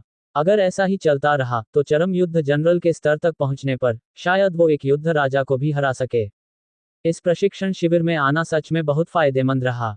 सिर्फ कुछ ही दिनों में न सिर्फ मेरी ऊर्जा और खून ने मध्य स्तर युद्ध जनरल के स्तर को पार कर लिया है, बल्कि मेरी लड़ने की तकनीकें भी कामयाबी के साथ नियंत्रण के स्तर तक पहुंच गई हैं, और मैंने एक बी श्रेणी चलने की कला का अभ्यास भी पूरी कामयाबी के स्तर तक कर लिया है। आर्यन ने ध्यान से हिसाब लगाया। इनमें से कोई भी एक कामयाबी हासिल करने में दूसरों को महीनों या यहां तक कि सालों लग जाते हैं, लेकिन उसने सिर्फ 3 दिनों में ऐसा कर लिया। ये बहुत ही खौफनाक था। जाहिर है, अंकों का खर्च भी उतना ही डरावना था। चलने की कला वाले अभ्यास कक्ष और आभासी दुनिया, इन दो बड़े खर्चों में हर दिन सैकड़ों या उससे भी ज्यादा अंक लग जाते थे। आर्यन जैसा कोई खास दर्जे का छात्र ही इतना खर्च उठा सकता था। ऐसा इसलिए भी था क्योंकि उसे अभी गुरुत्वाकर्षण वाले अभ्यास कक्ष की जरूरत नहीं थी। बाकी लोग जिन्हें अपनी ऊर्जा और खून के अभ्यास की रफ्तार बढ़ानी थी, उनके अंक सच में पानी की तरह बह रहे थे। इसलिए उनमें से हर कोई अपनी पूरी ताकत बचाकर रख रहा था, इस उम्मीद में कि कुछ दिनों बाद होने वाली पहली साप्ताहिक परीक्षा में वे अच्छे नतीजे हासिल कर सकें, ताकि उन्हें आगे के अभ्यास के लिए बहुत सारे अंक मिल सकें। अपने थके हुए शरीर को घसीटते हुए उसने स्वर्गद्वार गुप्त रहस्य का 2 बार और अभ्यास किया। जैसे जैसे उसकी रूह की ताकत लगातार बेहतर हो रही थी, आर्यन के स्वर्गद्वार गुप्त रहस्य का अभ्यास करने की गिनती भी बढ़कर 2 हो गई थी। इस बात ने उसे बहुत उत्साहित कर दिया था। कम से कम 10 दिनों में, या ज्यादा से ज्यादा 15 दिनों में, स्वर्गद्वार अपनी दूसरी परत को पार कर लेगा। उस समय मेरी रूह की ताकत में एक और बहुत बड़ा और शानदार बदलाव आएगा, और मेरी ऊर्जा और खून और भी ज्यादा शुद्ध हो जाएंगे। इसी उम्मीद के साथ आर्यन गहरी नींद में सो गया। अगले दिन फिर से रोज वाली लड़ने की कलाओं की क्लास थी। गरिमा अपनी बाहें सिकोड़े खड़ी थी और अपने 6 छात्रों को अभ्यास करते हुए देख रही थी। उनकी आंखें संतुष्टि से भरी थीं। दीपेश और बाकी 5 सच में गरिमा के चुने हुए सबसे बेहतरीन छात्र थे। गरिमा की ट्रेनिंग के नीचे उनमें से हर कोई बहुत तेजी से तरक्की कर रहा था। उनकी लड़ने की कलाओं और लड़ने की तकनीकों दोनों में धीरे धीरे बदलाव आने लगा था। और आर्यन, उसने गरिमा को और भी ज्यादा संतुष्ट कर दिया था। उनके दिल में खुशी और बेबसी दोनों थी। खुशी इस बात की थी कि आर्यन की तरक्की की रफ्तार उनके लिए बिल्कुल नई और हैरान करने वाली थी। वे इस बात की गारंटी दे सकती थी कि युद्ध देवता परिवार के तथाकथित वारिस भी इतने खौफनाक नहीं होंगे। यकीनन हर किसी ने आर्यन को कमजोर समझने की भूल की थी। गरिमा को अपनी परख पर पूरा भरोसा था। हालांकि उनका ये बात किसी को बताने का कोई इरादा नहीं था। देवराज, वो बूढ़ा बदमाश, तब मैं तुम्हारे होश उड़ा दूंगी। गरिमा ने मन ही मन 2 बार गुनगुनाया और उनके होठों के कोने पर एक शरारती मुस्कान आ गई। और बेबसी इस बात की थी कि सिर्फ कुछ ही दिनों में उनके पास उसे लड़ने की तकनीकों के मामले में सिखाने के लिए कुछ भी नहीं बचा था। वे सिर्फ उसके साथ लड़ने का अभ्यास करने वाली एक साथी बनकर रह गई थी ताकि आर्यन को असल लड़ाई का ज्यादा तजुर्बा मिल सके। इस बात से उन्हें थोड़ी चिढ़ हो रही थी। ऐसा लग रहा था मानो वे सिर्फ एक सजावट की चीज बनकर रह गई हों। या फिर क्या मुझे उसे कुछ श्रेणी की लड़ने की कलाएं सिखानी चाहिए? उसे इस श्रेणी की लड़ने की कलाओं की कड़वाहट का स्वाद चखने दो, उसे कुछ झटके लगने दो ताकि वो घमंडी और लापरवाह न हो जाए। गरिमा ने मन ही मन सोचा। फिर उन्होंने अपना सिर हिलाया। जाने दो, मैं थोड़ी देर और देखूंगी। इस छोटे लड़के का भरोसा तोड़ना ठीक नहीं होगा। वे इस श्रेणी की लड़ने की कलाओं की मुश्किलों को सबसे अच्छी तरह समझती थी। युद्ध राजा स्तर के लोगों के लिए इनका अभ्यास शुरू करना ज्यादा सही था, युद्ध जनरल स्तर। ये तो सीधे सीधे मुसीबत मोल लेने वाली बात थी। ये सब सोचते हुए आर्यन ने अपने शरीर को गरमाना पहले ही खत्म कर लिया था, और बाकी 5 छात्रों ने आपस में लड़ाई का अभ्यास करना शुरू कर दिया था, और उन्होंने बिना कुछ कहे आर्यन को किनारे कर दिया था। ऐसा नहीं था कि वे अभी भी आर्यन को अलग थलग कर रहे थे, बल्कि वे जानते थे कि आर्यन के अभ्यास का सबसे अच्छा तरीका प्रशिक्षक के साथ लड़ना ही है। गरिमा ने आर्यन की तरफ हाथ हिलाया और हंसते हुए बोली, आ जाओ, अपनी ऊर्जा और खून को युद्ध जनरल के स्तर तक दबाना, और फिर आर्यन को तंग करने के लिए अपनी नियंत्रण के स्तर वाली लड़ने की तकनीकों का इस्तेमाल करना इन दिनों उनकी कुछ खास खुशियों में से एक था। उन्हें एक एहसास था कि अगर उन्होंने अभी इसका मजा नहीं लिया, तो बाद में उन्हें इसका मौका नहीं मिलेगा। अध्याय 98। क्या तुम इस श्रेणी लड़ने की कलाएं सीखना चाहते हो? आर्यन की तरक्की के बारे में गरिमा के अंदाजे के हिसाब से उसे अपनी लड़ने की तकनीकों को कामयाबी के साथ नियंत्रण के स्तर तक पहुंचाने में अब ज्यादा समय नहीं लगेगा। इसलिए वे आर्यन पर हावी होने के हर एक मौके का पूरा मजा ले रही थी। गरिमा की मुस्कुराती हुई आंखों को देखकर आर्यन समझ गया था कि उसकी प्रशिक्षक के दिमाग में फिर से क्या चल रहा है। वो मन ही मन हल्का सा मुस्कुराया। ध्यान रखना कहीं बाद में हैरानी से आपका मुंह खुला का खुला न रह जाए। दोनों ने लड़ने की अपनी अपनी मुद्राएं स्टांसेस लीं। उन्होंने हमेशा की तरह लड़ना शुरू किया। आर्यन की खूंखार आंखों को देखकर गरिमा के चेहरे पर बहुत ही सुकून था। सूक्ष्म स्तर के सामने नियंत्रण के स्तर का होना सच में किसी बड़े इंसान के बच्चे को पीटने जितना ही आसान था। एक दबाव ने उन्हें घेर रखा था जो आर्यन के हर कदम पर असर डाल रहा था। लेकिन जल्द ही उनके चेहरे के भाव बुरी तरह बदल गए और उनकी आंखों में हैरानी की एक झलक दिखाई दी। आर्यन के होठों पर एक शरारती मुस्कान आ गई। उसके तुरंत बाद एक बहुत ही सधे हुए नियंत्रण वाला दबाव उसी तरह उसके शरीर से भी बाहर निकला। यह नियंत्रण का स्तर है। ये कैसे मुमकिन है? जैसे ही दोनों के दबाव आपस में टकराए, अपनी हैरानी के बीच गरिमा पल भर के लिए चूक गई और आर्यन उन पर हावी हो गया। यहां तक कि उनका शरीर भी थोड़ा बेकाबू हो गया था। हालांकि वे पहले ही नियंत्रण के स्तर तक पहुंच चुकी थीं। लेकिन लड़ाई सिर्फ इस बात पर टिकी नहीं होती कि किसका स्तर ऊंचा है। असल समय में तुरंत जवाब रिएक्शन देना भी उतना ही जरूरी होता है। उनके ध्यान भटकने के बीच आर्यन के हमले किसी तूफान की तरह खूंखार हो गए और उसने सच में गरिमा को दबा दिया था। गरिमा के दिल में हैरानी की लहरें उठने लगीं। वे आर्यन को ऐसे देख रही थी मानो वो कोई दानव हो। अभी अभी वे सोच रही थी कि अगर उन्होंने आर्यन पर हावी होने के मौके का मजा नहीं लिया तो वे इसे गंवा देंगी। उन्हें बिल्कुल उम्मीद नहीं थी कि पलक झपकते ही आर्यन नियंत्रण के स्तर की लड़ने की तकनीकें दिखाएगा। सिर्फ कुछ ही दिनों में आर्यन की इतनी तेज तरक्की के बारे में सोचकर कुछ पलों के लिए गरिमा के दिल में कड़वाहट की एक झलक दिखाई दी। एक समय था जब उन्हें भी एक दानव जैसा टैलेंट, एक बेमिसाल जीनियस माना जाता था। लेकिन आर्यन के सामने उन्हें लगा कि वे बस कोई आम इंसान ही हैं, बिल्कुल ही मामूली। ये लड़का, क्या ऐसा तो नहीं कि यह बहुत पहले ही नियंत्रण के स्तर तक पहुंच गया था और सिर्फ अब इसे दिखा रहा है? यह अजीब सा ख्याल गरिमा के दिमाग में आया, लेकिन उन्होंने तुरंत अपना सिर हिलाया। अगर सच में ऐसा होता तो ये कुछ ज्यादा ही अजीब होता। एक योद्धा, वॉरियर के स्तर का इंसान नियंत्रण के स्तर तक पहुंच जाए। अगर कोई उन्हें पीट पीट कर भी यह बात मनवाना चाहे तो भी वे इस पर यकीन नहीं करेंगी। पास खड़े पांचों छात्रों ने बिना सोचे समझे आपस में लड़ना बंद कर दिया था और वे सब हैरानी से मुंह खोले हुए आर्यन को गरिमा को दबाते हुए देख रहे थे। उन्हें अपनी आंखों पर यकीन ही नहीं हो रहा था। वे नींद से जागे और दुनिया बदल चुकी थी। आर्यन, जो हर दिन प्रशिक्षक के हाथों बुरी तरह मार खाता था, वो सच में पलट गया था और उसने प्रशिक्षक को ही दबा दिया था। हर कोई हैरान हुए बिना नहीं रह सका। तेरी तो, हम किस तरह के संग की इंसान के साथ एक ही ट्रेनिंग कैंप में हैं? क्या ये सच में 18 साल का हमारा हमउम्र लड़का है? क्या तुम्हें यकीन है कि वो किसी नौजवान लड़के की खाल में कोई बुरा दानव नहीं है? हालांकि वे जानते थे कि गरिमा ने अपनी ऊर्जा के स्तर को सीमित लिमिट कर रखा था, लेकिन फिर भी आर्यन का गरिमा को दबा पाना अभी भी पूरी तरह से डरावना था। हर कोई बेबसी से मुस्कुराया। ऐसे संग की इंसान के साथ रहना सच में हौसला तोड़ने वाला था, यहाँ तक कि थोड़ी सी तरक्की करने पर भी उन्हें कोई खुशी महसूस नहीं होती थी। ऐसा लग रहा था मानो वे अभी भी अपनी टीचर की देखरेख में जोड़, घटाना, गुना और भाग सीख रहे हों, जबकि उसने पहले ही आगे की मुश्किल गणित, एडवांस मैथमेटिक्स खुद ही पढ़नी शुरू कर दी हो। इस वक्त गरिमा आखिरकार अपने उथल पुथल वाले दिमाग को शांत करने में कामयाब हो गईं। आर्यन को और भी ज्यादा जोश में आते देखकर वे हल्की सी ठंडी सांस छोड़े बिना नहीं रह सकीं। अगर शेरनी अपनी ताकत न दिखाए तो तुम मुझे बीमार बिल्ली समझोगे? आखिरकार गरिमा का कमजोर पड़ना पूरी तरह से अभी अभी उनके दिमाग को लगे झटके की वजह से था, जिसने आर्यन को लड़ाई की रफ्तार रिदम पर काबू पाने का मौका दे दिया था। अब जब उन्होंने अपना ध्यान वापस लगा लिया था तो आर्यन को तुरंत दबाव महसूस होने लगा। आखिरकार वो अभी अभी नियंत्रण के स्तर पर पहुंचा था और दबाव का उसका इस्तेमाल यकीनन गरिमा जितना सधा हुआ नहीं था, लेकिन उसे खुद पर भरोसा था। उसे गरिमा को पूरी तरह से पीछे छोड़ने में ज्यादा समय नहीं लगेगा। जज्ड, आर्यन के पीछे बिजली चमकी, जो पल भर में ही चौड़े बिजली के पंखों थंडर विंग्स की एक जोड़ी में बदल गई। अपनी नियंत्रण के स्तर की लड़ने की तकनीकों को आजमाने के बाद उसने सीधे अपनी नई, पूरी कामयाबी वाली बी श्रेणी लड़ने की कला, थंडर विंग फ्लैश, का इस्तेमाल किया। उनकी लड़ाई में ऊर्जा के स्तर को मध्य स्तर युद्ध जनरल तक सीमित रखने के अलावा किसी भी दूसरी तकनीक पर कोई पाबंदी नहीं थी। हालांकि आमतौर पर कहा जाए तो गरिमा सिर्फ आर्यन के बराबर के स्तर वाली लड़ने की कलाओं का ही इस्तेमाल करती थी।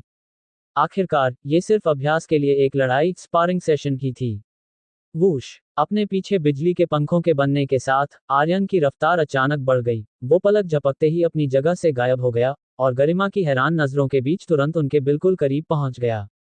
बैंग, लगातार 3 मुक्के। आर्यन ने कोई रहम नहीं दिखाया। उसका हर मुक्का पिछले वाले से ज्यादा खूंखार था और उसका निशाना गरिमा का पेट था। इस पल वो उनके औरत होने की वजह से खुद को नहीं रोकेगा। यहाँ बात सिर्फ लड़ाई जीतने की थी। गरिमा इस बार और भी ज्यादा बिना किसी तैयारी के थी, क्योंकि अभी तक आर्यन हमेशा पवन पद गति का ही इस्तेमाल करता आया था और अचानक पूरी कामयाबी के स्तर पर पहुंच चुकी बी श्रेणी की एक चलने की तकनीक सामने आ गई। इस पर कोई भी इतनी जल्दी पलटवार रिएक्ट नहीं कर सकता था। उन 3 मुक्कों के नीचे गरिमा का शरीर तुरंत ही लगातार पीछे हटने लगा और ट्रेनिंग ग्राउंड पर एक लंबा सा निशान खींच गया। वे थोड़ी बिखरी हुई सी लग रही थी। जाहिर है वे सिर्फ थोड़ी सी ही बिखरी हुई थी। गरिमा ने जो इस श्रेणी लड़ने की कला वाला कवच पहन रखा था उसकी तो बात ही छोड़िए, यहाँ तक कि उनके शरीर की हिफाजत करने वाली उनकी खुद की ऊर्जा को भी इतने छोटे से हमले से कोई चोट नहीं पहुंच सकती थी। और ऊपर से आर्यन ने तो अपनी पूरी ताकत का इस्तेमाल भी नहीं किया था। आखिरकार ये सिर्फ एक अभ्यास ही था। गरिमा को पहली बार अपने मुक्कों से पीछे धकेलते हुए देखकर आर्यन की आंखों में बहुत बड़ी खुशी छा गई।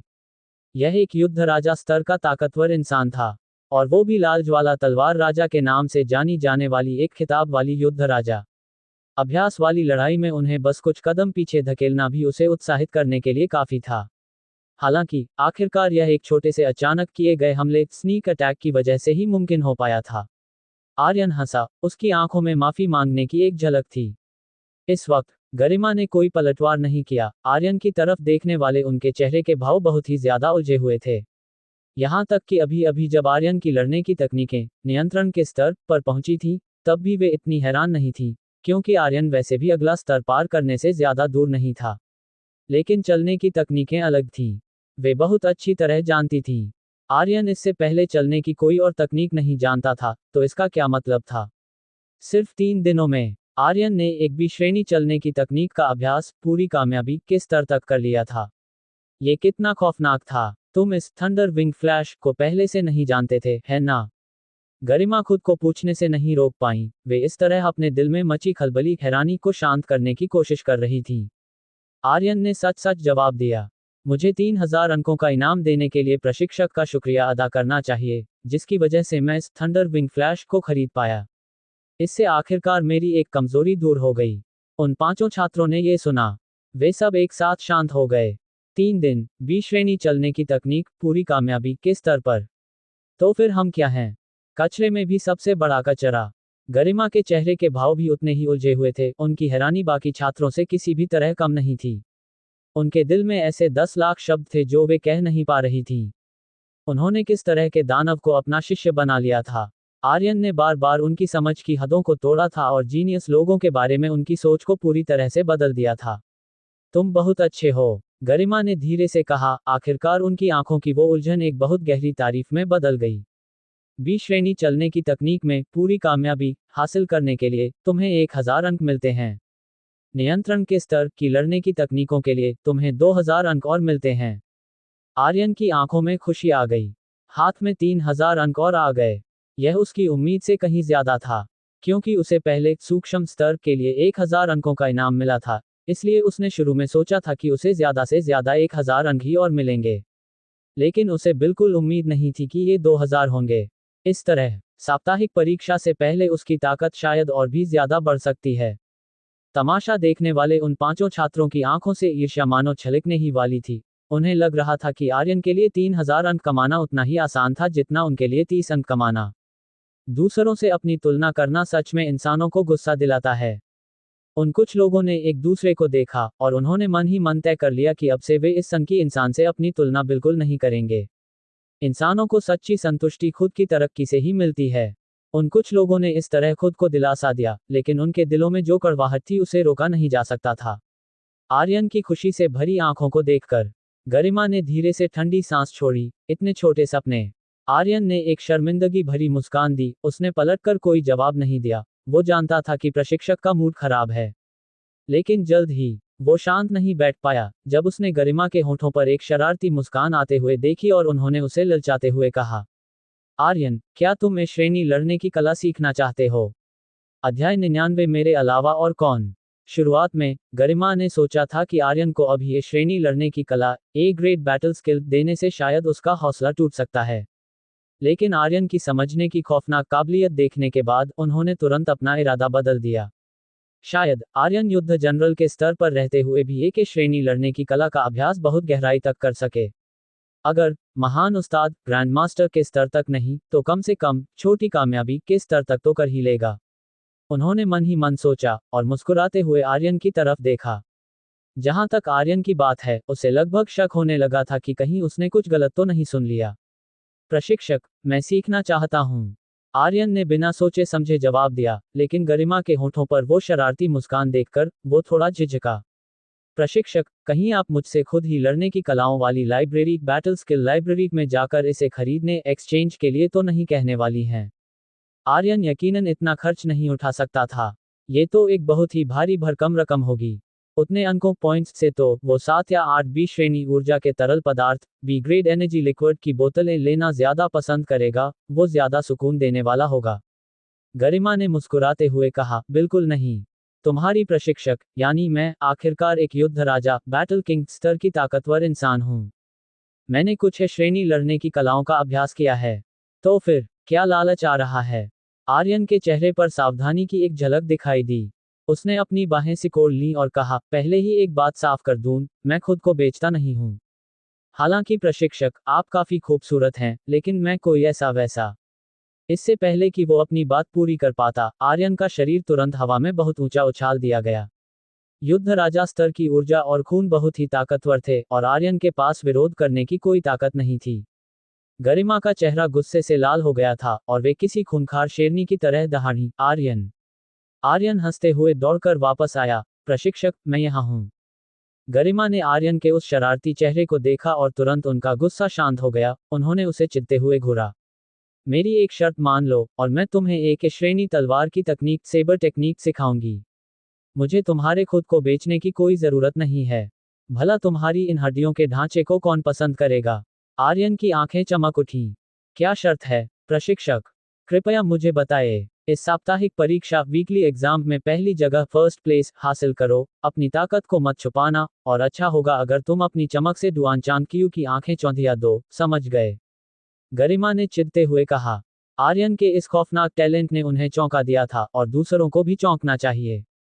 जाहिर है, ऐसा इसलिए भी था क्योंकि उन्होंने पहले ही आर्यन को इस श्रेणी लड़ने की कला सिखाने का इरादा कर लिया था। वे बस बहाव के साथ बह रही थीं और नहीं चाहती थीं कि उसे लगे कि यह लड़ने की कला उसे बहुत आसानी से मिल गई है।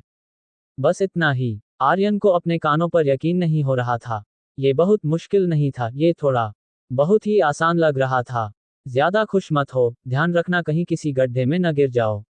मुझे पता है कि तुम एक मध्य स्तर युद्ध जनरल हो, लेकिन शू मेंगेर और देंग बुयान पक्का उच्च स्तर युद्ध जनरल के स्तर तक पहुंच जाएंगे। अब तुम खुद ही फैसला कर लो। गरिमा ने अपनी आंखें घुमाते हुए उसे याद दिलाया। आर्यन जरा भी नहीं डरा था। उसने अपने दाहिने हाथ से अपनी छाती थपथपाई और गारंटी देते हुए बोला, प्रशिक्षक, आप बस देखती जाए, साप्ताहिक परीक्षा में पहली जगह पक्का मेरी ही होगी। क्या ये सिर्फ एक उच्च स्तर युद्ध जनरल ही तो है? जब तक उसके पास काफी अंक हैं, ये तो बस कुछ ही मिनटों का खेल होगा। अभी भी कुछ दिन बाकी थे, और आर्यन को पूरा भरोसा था कि वो अपनी ऊर्जा और खून में ताकत वाले कणों, एट्रीब्यूट पार्टिकल्स का गाढ़ापन जरूरी स्तर तक पहुंचा सकता है। उसकी रूह की ताकत लगातार बढ़ रही थी, जिससे उसके लिए ताकत वाले कणों के साथ तालमेल बिठाना आसान हो गया था। यह अच्छी बात है कि तुम्हें खुद पर इतना भरोसा है। आगे कुछ समय के लिए तुम्हें बस हर सुबह 2 घंटे के लिए यहाँ आना है, और बाकी समय खुद से अभ्यास करना है। गरिमा कोई बहुत सख्त इंसान नहीं थी। आर्यन जैसे जीनियस के लिए उन्होंने उसके टैलेंट के हिसाब से सिखाने का फैसला किया था। आर्यन के लिए यही सबसे सही तरीका था। आर्यन की आंखों में एहसानमंदी की एक झलक दिखाई दी। सच कहूं तो वो इससे ज्यादा की उम्मीद नहीं कर सकता था। अभी गरिमा सिर्फ तलवारबाजी के तरीके में ही उसकी मदद कर सकती थी, और दिन में 2 घंटे पूरी तरह से काफी थे। वो बाकी का पूरा समय अपने खुद के अभ्यास के लिए बचा सकता था, जो ज्यादा असरदार एफिशिएंट होगा। पहली बार आर्यन ने अपनी सुबह वाली लड़ने की कलाओं की क्लास जल्दी खत्म कर दी। वो अपने कमरे में वापस आ गया। कमरों वाला इलाका बिल्कुल शांत था, हर कोई अभी भी लड़ने की कलाओं की क्लास में था। पूरे ट्रेनिंग कैंप में सिर्फ आर्यन को ही आजादी से घूमने की खास इजाजत मिली हुई थी। अब मेरे पास लगभग 6000 अंक हैं। आने वाले कुछ दिनों में खास छात्रों को कुछ 100 अंक और मिल जाएंगे। मैं पूरी तरह से बिना हथियारों वाली एक लड़ने की कला, बे हैंडेड बैटल स्किल और ऊर्जा के तरल पदार्थ की एक बोतल खरीद सकता हूँ। आर्यन ने ध्यान से अपने अंकों का हिसाब लगाया, और सोचने लगा कि अपनी ताकत को सबसे ज्यादा कैसे बढ़ाया जाए। अब उसकी आखिरी कमजोरी बिना हथियारों वाली लड़ने की कलाएं ही थीं। अभी अभी जारी की गई साप्ताहिक परीक्षा की गाइड रिव्यू गाइड के हिसाब से हथियारों वाली लड़ने की कलाओं, बिना हथियारों वाली लड़ने की कलाओं, और चलने वाली लड़ने की कलाओं का भी इस्तेमाल किया जा सकता था। पहली जगह पक्की करने के लिए आर्यन को यह पक्का करना था कि उसमें कोई भी कमजोरी न रहे। गरिमा ने जिस श्रेणी तलवार की तकनीक का वादा किया था, उसके बारे में सोचकर ही उसका दिल जोश से धड़कने लगा था। एक बार जब वो उस श्रेणी तलवार की तकनीक का अभ्यास बहुत गहराई तक कर लेगा, तो उसकी लड़ने की ताकत पक्का आसमान छूने लगेगी। जैसे ही उसकी ऊर्जा और खून में एक या दो छोटे स्तरों का इजाफा होगा, तो एक युद्ध राजा को उल्टा मार गिराना उसके लिए बाएं हाथ का खेल होगा। उसके दिमाग में ख्याल तेजी से घूम रहे थे, लेकिन आर्यन के हाथ धीमे नहीं थे। उसने जल्दी से लड़ने की कलाओं वाली लाइब्रेरी में ढूंढना शुरू किया और जल्द ही उसने अपने निशाने वाली लड़ने की कला को चुन लिया। एक बी श्रेणी लड़ने की कला, ग्रेविटी फ्लेम फिस्ट। 4000 अंक। आर्यन थोड़ा हैरान था। इसका मतलब था कि मुक्केबाजी की यह तकनीक बी श्रेणी लड़ने की कलाओं के बीच भी बहुत ही ज्यादा ताकतवर थी। ये तो थंडर एनाहिलेशन स्लैश को भी टक्कर दे सकती थी। इसमें न सिर्फ आग की ताकत है, बल्कि इसमें ऊर्जा और खून का इस्तेमाल करके गुरुत्वाकर्षण ग्रेविटी वाला माहौल बनाना भी शामिल है। मुक्केबाजी की इस तकनीक में बहुत गहराई है। मुक्केबाजी की इस तकनीक के बारे में सिर्फ थोड़ा सा पढ़कर ही आर्यन ने इसे चुनने का पक्का मन बना लिया। एक बार जब वो ग्रेविटी फ्लेम फिस्ट में माहिर हो जाएगा तो उसकी बिना हथियारों के लड़ने की ताकत बहुत तेजी से बढ़ेगी और उसकी लड़ने की पूरी काबिलियत और भी ज्यादा बेहतर हो जाएगी। साप्ताहिक परीक्षा से पहले मैं पक्का इसका अभ्यास पूरी कामयाबी परफेक्टेड रेल्म के स्तर तक कर लूंगा। फिर 1000 अंकों के इनाम और बचे हुए अंकों के साथ बी श्रेणी ऊर्जा के तरल पदार्थ की एक बोतल खरीदना कोई मुश्किल काम नहीं होगा। अगर बाकी छात्रों को आर्यन के इस प्लान के बारे में पता चलता तो वे शायद यही कहते, हे भगवान, अगर ऐसा न होता कि एक पूरी कामयाबी वाली बी श्रेणी लड़ने की कला के लिए सिर्फ 1000 अंकों का ही इनाम मिलता है, तो आर्यन ने तो इसका पूरा फायदा उठाया होता। आर्यन के सब कुछ सोच लेने के बाद वो अब और नहीं झिझका। उसने जल्दी से ग्रेविटी फ्लेम फिस्ट हासिल कर ली। आने वाले दिनों में आर्यन ने एक बार फिर कड़े अभ्यास के मोड में कदम रखा। 10,000 गुना वृद्धि वाले सिस्टम 10,000 टाइम्स एम्प्लीफिकेशन सिस्टम के साथ उसकी ताकत हर दिन बहुत ही खौफनाक तरीके से बढ़ रही थी, जिसे वो बाहरी लोगों को नहीं बता सकता था। हर कोई कड़ी मेहनत कर रहा था और पहली साप्ताहिक परीक्षा की तैयारी कर रहा था। वे सभी जीनियस छात्र थे और संसाधनों की भरमार होने की वजह से हर किसी की तरक्की काफी तेज थी। ऐसे माहौल के बीच साप्ताहिक परीक्षा का वो दिन आखिरकार आ ही गया। ट्रेनिंग कैंप का माहौल बहुत ही ज्यादा गर्म हो गया था। सभी छात्र साप्ताहिक परीक्षा के बारे में बात कर रहे थे और अंदाजा लगा रहे थे कि परीक्षा किस तरह की होगी। हर कोई बस इतना ही जानता था कि परीक्षा अभ्यास वाले इलाके में होगी। गु शेंग सड़क पर अकेला चल रहा था। उसके शरीर का ऑरा बहुत ही पैना था और कोई भी उसके साथ नहीं चल रहा था। जतिन के हारने के बाद अब उसमें उसके सामने आने की हिम्मत नहीं बची थी। आर्यन, तुम्हारी ताकत अब किस स्तर तक पहुंच गई है? अपने पैने तलवार के इरादे को धीरे धीरे कंट्रोल करते हुए गु शेंग की आंखों में भरोसे की एक झलक दिखाई दी। इस साप्ताहिक परीक्षा में वो जिस चीज का सबसे ज्यादा बेसब्री से इंतजार कर रहा था वो थी आर्यन के साथ एक लड़ाई। दूसरी तरफ शू मिंगेर और देंग बुयान अभी भी दो चमकते सितारों की तरह थे।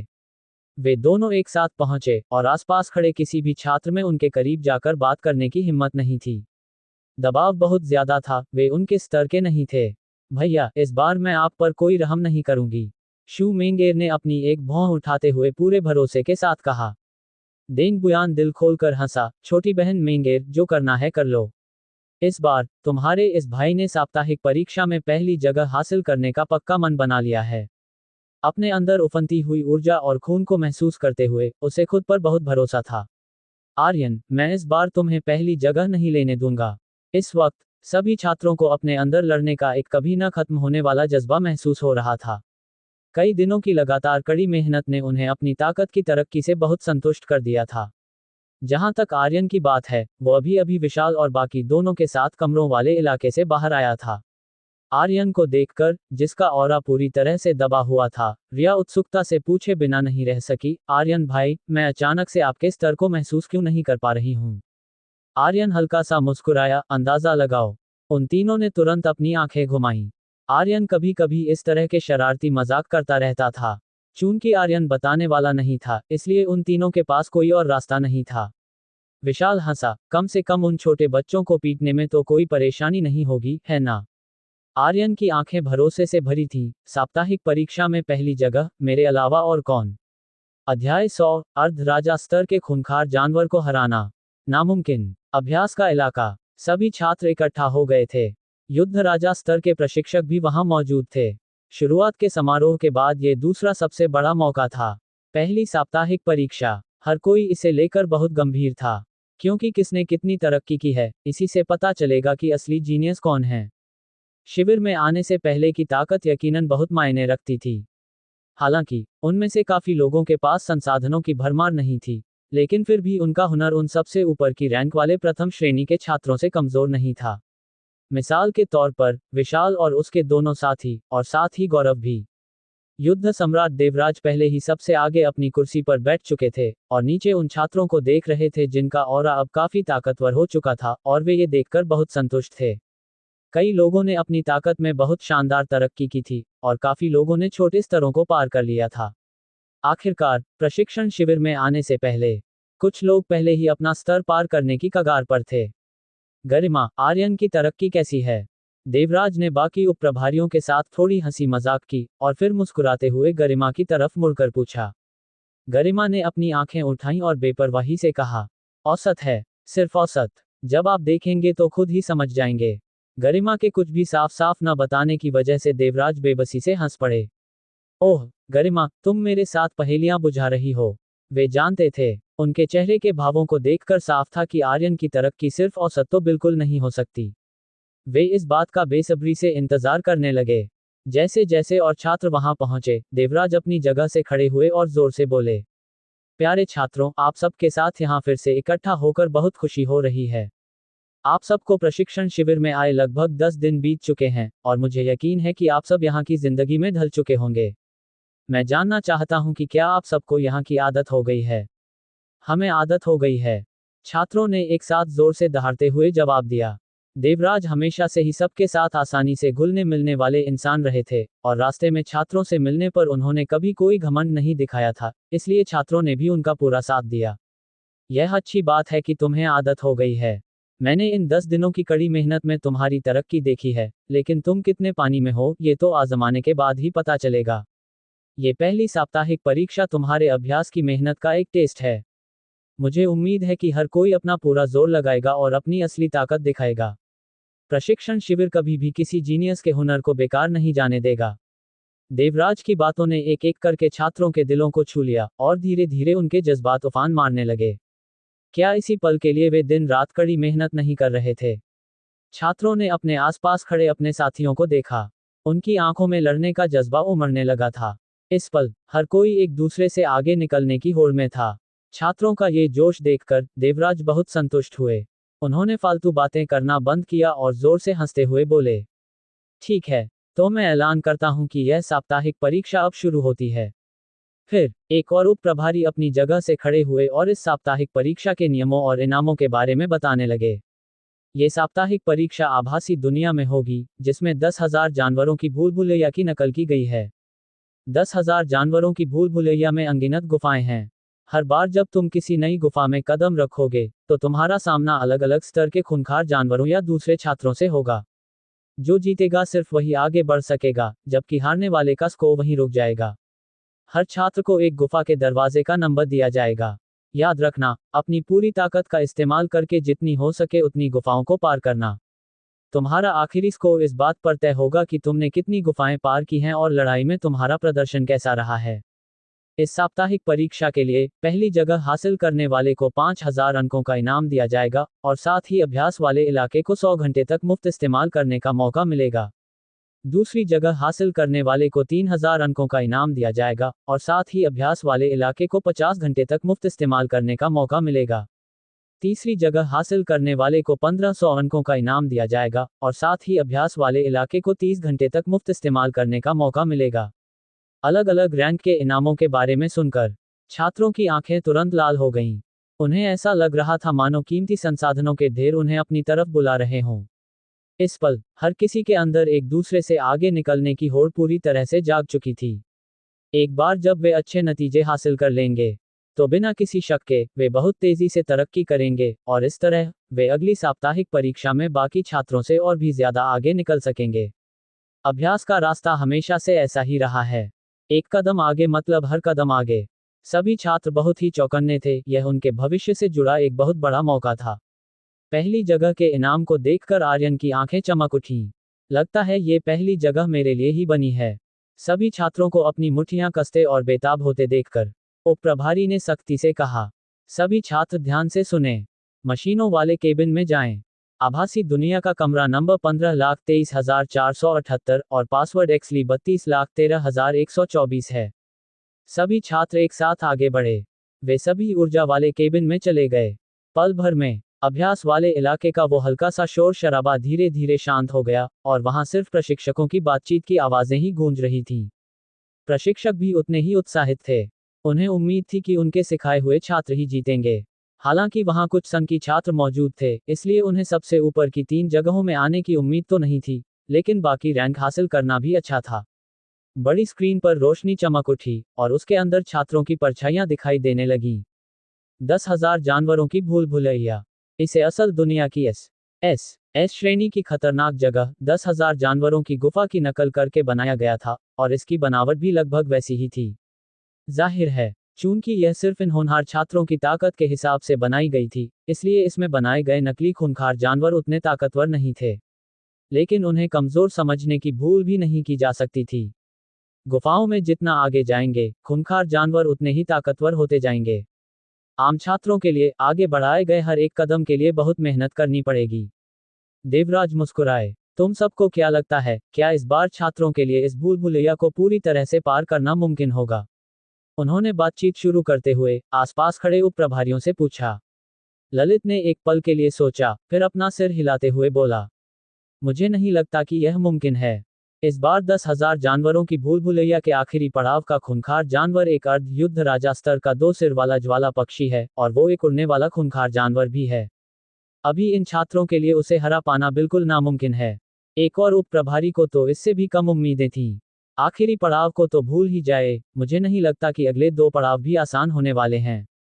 हालांकि शिखा और देव पहले ही उच्च स्तर युद्ध जनरल के स्तर को पार कर चुके हैं, लेकिन उन्होंने ये स्तर अभी अभी पार किया है, और एक 5 सितारा उच्च स्तर युद्ध जनरल के स्तर वाले खूंखार जानवर का सामना करना अभी भी खतरे से खाली नहीं है। मैं फनींद्र जी की बात से सहमत हूँ। आखिरी के 2 पड़ाव उनके पार करने के लिए नहीं बनाए गए हैं, बल्कि सिर्फ इसलिए बनाए गए हैं ताकि वे अपनी कामयाबी पर घमंड न करने लगें। हर किसी ने एक एक करके अपनी राय रखी। क्या आप सब आर्यन को भूल गए हैं? वो भी एक खास दर्जे का छात्र है। जहां तक मुझे पता है, उसने कुछ दिन पहले ही मध्य स्तर युद्ध जनरल का स्तर पार किया है। एक उप प्रभारी ने हंसते हुए कहा। आर्यन, भले ही वो मध्य स्तर युद्ध जनरल के स्तर को पार कर ले, लेकिन फिर भी यह काफी नहीं है। स्तर एक बहुत बड़ी रुकावट है। ज्यादा से ज्यादा, वो शिखा और उस दूसरे लड़के की बराबरी ही कर सकता है। उसकी नींव अभी भी बहुत कमजोर है। गरिमा ने तिरछी नजरों से देखा। वो इस बातचीत में शामिल नहीं हुई, लेकिन उन्होंने मन ही मन ठंडी सांस छोड़ी। बाद में मैं तुम्हारी आंखें चौंधिया दूंगी।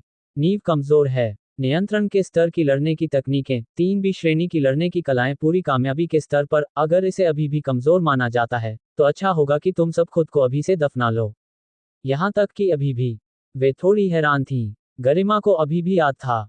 कल उनका अपना वो हैरान और सन चेहरा जब आर्यन ने अपनी पूरी कामयाबी वाली ग्रेविटी फ्लेम फिस्ट के दम पर उनसे एक बार फिर 1,000 अंकों का इनाम ले लिया था। मैं भी कितनी बेवकूफ थी। मैंने खुद आगे बढ़कर उससे क्यों पूछा। आर्यन के उनके सामने फिर से अपना खौफनाक रूप दिखाने की बात सोचकर ही वे अपने दांत पीसने लगीं। आसपास खड़े उप प्रभारियों के भरोसेमंद चेहरों को देखकर, वे बाद में उनके उड़े हुए चेहरों को देखने का बेसब्री से इंतजार करने लगी। इन सब का झटका सिर्फ मैं अकेली ही क्यों बर्दाश्त करूं? देवराज मुस्कुराते हुए सबको बात करते देख रहे थे, लेकिन उन्होंने बीच में कुछ नहीं कहा। उनकी सोच भी लगभग वैसी ही थी। एक अर्ध युद्ध राजा स्तर के खूंखार जानवर को हराना। शायद आधे महीने बाद इसकी थोड़ी बहुत उम्मीद हो सकती है। लेकिन अभी, ये नामुमकिन है, इसके बारे में सोचना भी बेकार है। जब प्रभारी आपस में बात कर रहे थे, तभी छात्रों ने आखिरकार 10,000 जानवरों की भूल भुलैया में कदम रखना शुरू कर दिया। मैं एक और नई नॉवल पे काम कर रहा हूँ, वो भी इंडियन नॉवल है। वो भी बहुत अच्छी नॉवल है। मैंने उसके कुछ एपिसोड सुने, वो बहुत अच्छी नॉवल है। वो जल्दी इसी चैनल पर अपलोड हो गए उनकी भी वीडियो, तो उनको भी जरूर सुनना। और जिसने अभी तक सब्सक्राइब नहीं किया, जल्दी से जाके सब्सक्राइब कर लो। वो बिलेनियर सिस्टम टाइप नॉवल है। और जिसने टेलीग्राम चैनल ज्वाइन नहीं किया है, जल्दी से जाकर टेलीग्राम चैनल ज्वाइन कर लो। और जिसको प्रीमियम चाहिए मुझे कांटेक्ट कर सकता है टेलीग्राम पे, या फिर किसी भी कोई भी चीज़ पूछनी हो तो मुझे टेलीग्राम पे कांटेक्ट करके पूछ सकता है।